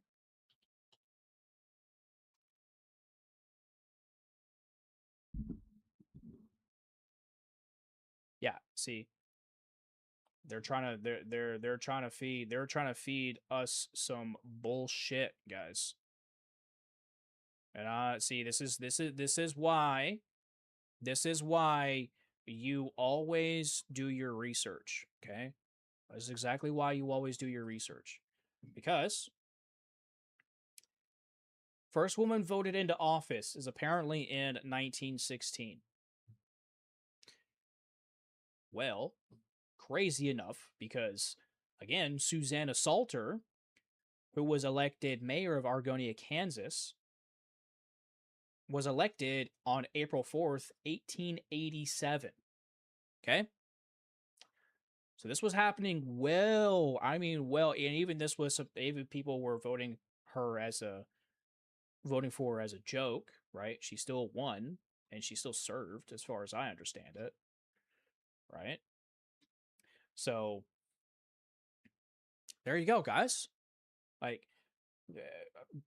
progressivism was already there, right? And not just that, but um to as he put it, parties were already there as well. So I just wanted to add that quick little tidbit there, because a long time ago, right, when I was still talking about men and women and all that shit, right, I talked about progressivism, and that was one of the things that I talked about. A lot of people don't know that, and that's because a lot of people don't truly do their research, and because they don't truly do the research, they rely on others to teach them, and then they start teaching them bullshit, right? Just as Google was trying to show me. But I knew what was up. Always do your due diligence. Always research. Is that if we continuously expand suffrage, let's just say we expand it to another group of men. Now, those men have some special interest, right? So if it's not just property owners, let's say it's now, people who live in a city. Well, they want a levy passed so that their kids can go to school, right? So they pass it on the property owners. Now they can vote to hand themselves money. So now you have a wedge issue. And so you'll see parties start to form around these wedge issues. And the more you have universal suffrage, the more you end up with party politics until you have a... That's been a thing for a long time. For a long time, that's been a thing. The fuck? Convergence of two, and usually it's along a certain wedge issue. So the only way in a dialectic where you have two parties, Democrat and Republican, to get your legislation passed is to be able to outvote the other side, right? Right. So you kind of have to have them all in line, or else. That makes sense. Yeah. And there's no room in this country at the current point in time for another party. No one would accept it. We No. think about other parties like they're a goof. The Green Party, like that's a protest vote. Libertarian Party. Yeah, is I've done too. that. I've done a few protest votes back in my day. Yeah, I talked with, I was arguing with Rex Jones the other day. It's Alex Jones's kid about this. And I told him, I'm like, look, you don't have a prayer in starting a third party in time for midterms and then the presidential election. Unfortunately, it takes a little bit longer than that. But they're absolutely, look, all of America needs to abandon the left and the right. Okay, we need to abandon the Democratic and the Republican parties. They have done nothing but continuously in most recent years. I would say after the Rothschilds came to America, they've done nothing but truly get together and destroy America, right? Destroy the American people. So it would behoove us, right? Behoove us to abandon these parties. Okay, they've done nothing. They've done nothing but fight amongst each other, right? Or excuse, um, play a role fighting amongst each other, right? And convince us that this is what this is over. This is what this is about, right? This is what the real issues are. And it couldn't be further from the truth. Okay. So the sooner we do away with these parties, right, and we stop buying into their bullshit, is the sooner that we can truly start to really work towards America first, right? America first policies, America only policies, right? And get back to what really matters, the Constitution, right, and the progression of the American people, and only the American people. So, all right, 5 minutes is about all I can do. I'm not gonna spend any more on this. I'm not gonna spend any more on this. Let's take a look. Let's take a look at boom. He's still alive. You can put Buddhist, Christian, Muslim, Jew. I think it's a disgusting comment no matter what. But she feels confident in saying this.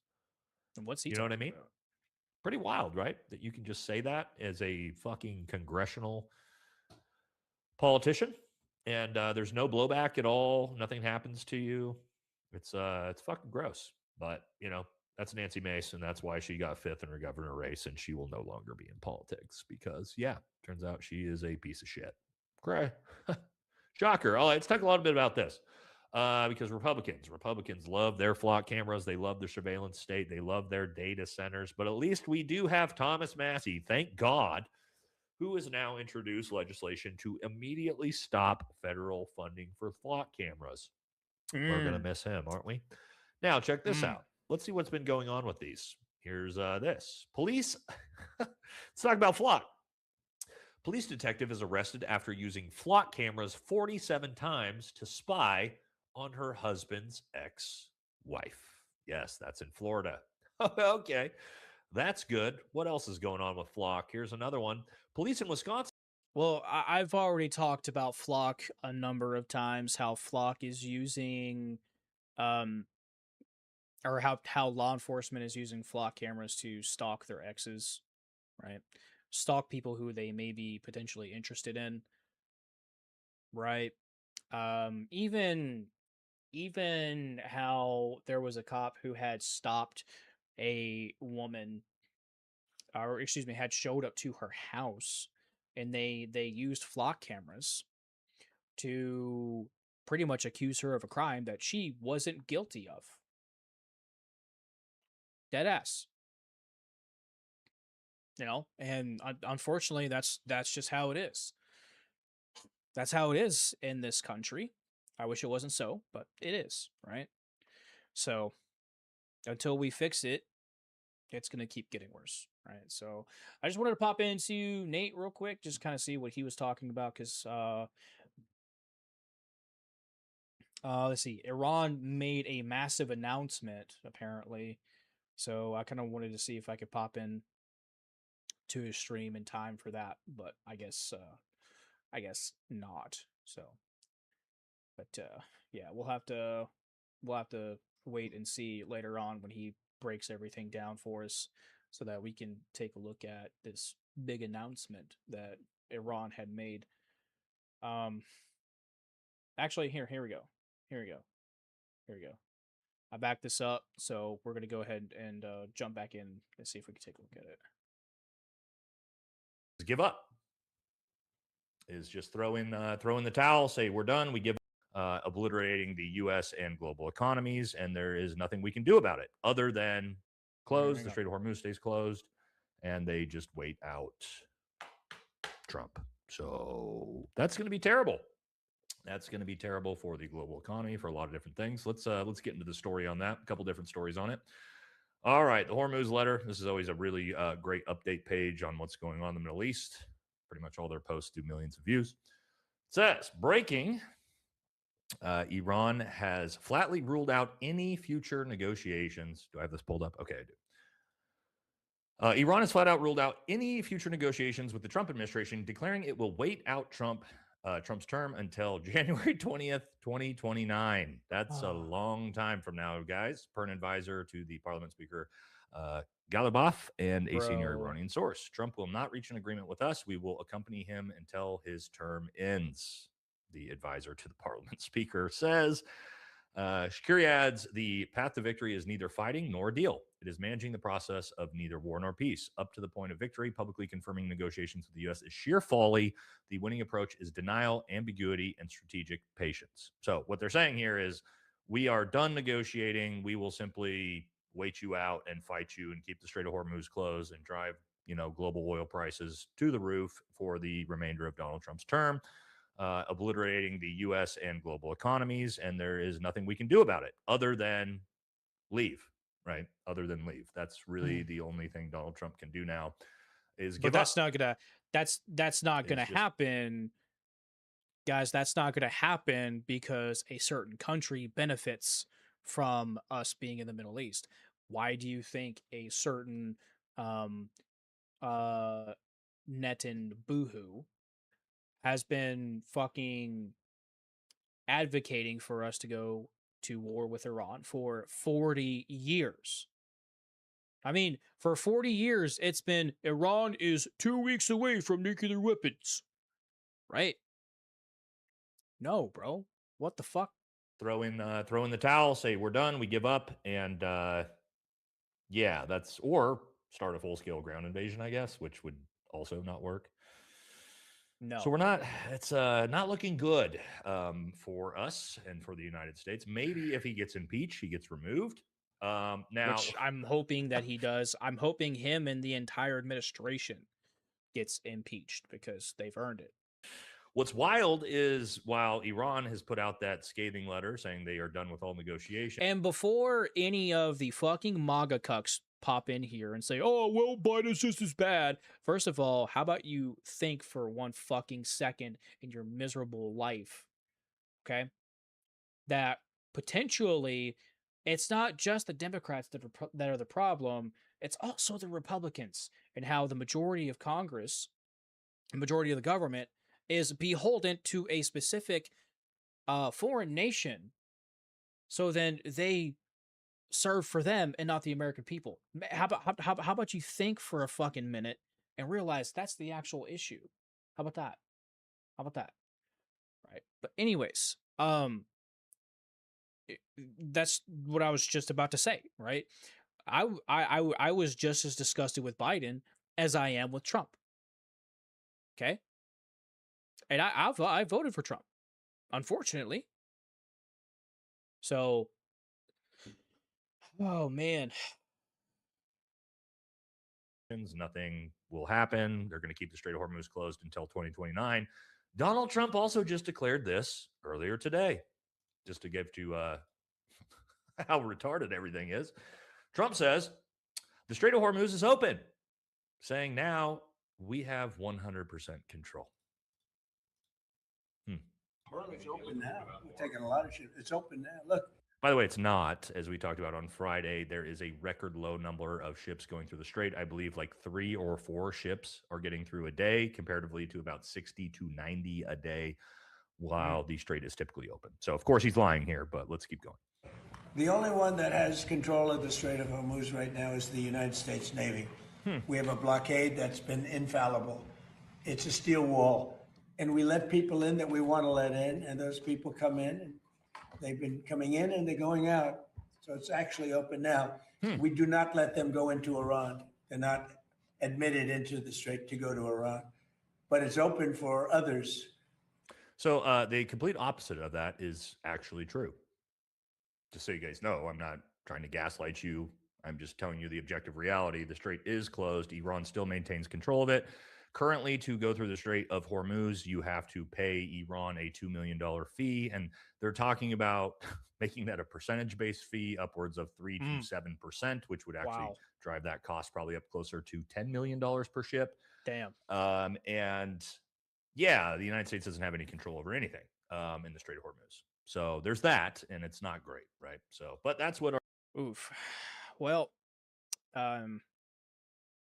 yeah, so Congress is selling out the military and its entire government to our greatest ally. Well, we're losing on all fronts, guys. We're losing on all fronts. But, well, let's have a laugh on the way, I guess. You know. Oh, boy. Oh, boy. Let's laugh at Andrew Wilson. Anyways, guys, that's going to be it for the live stream tonight. I'm going to go rest my back and lay down for a little bit. Shit's hurting. So, you guys let me know what you think about it down below. Comment section. Love to hear what you guys have to say. And, yeah. You guys take care. I love you all. And I will see you guys soon.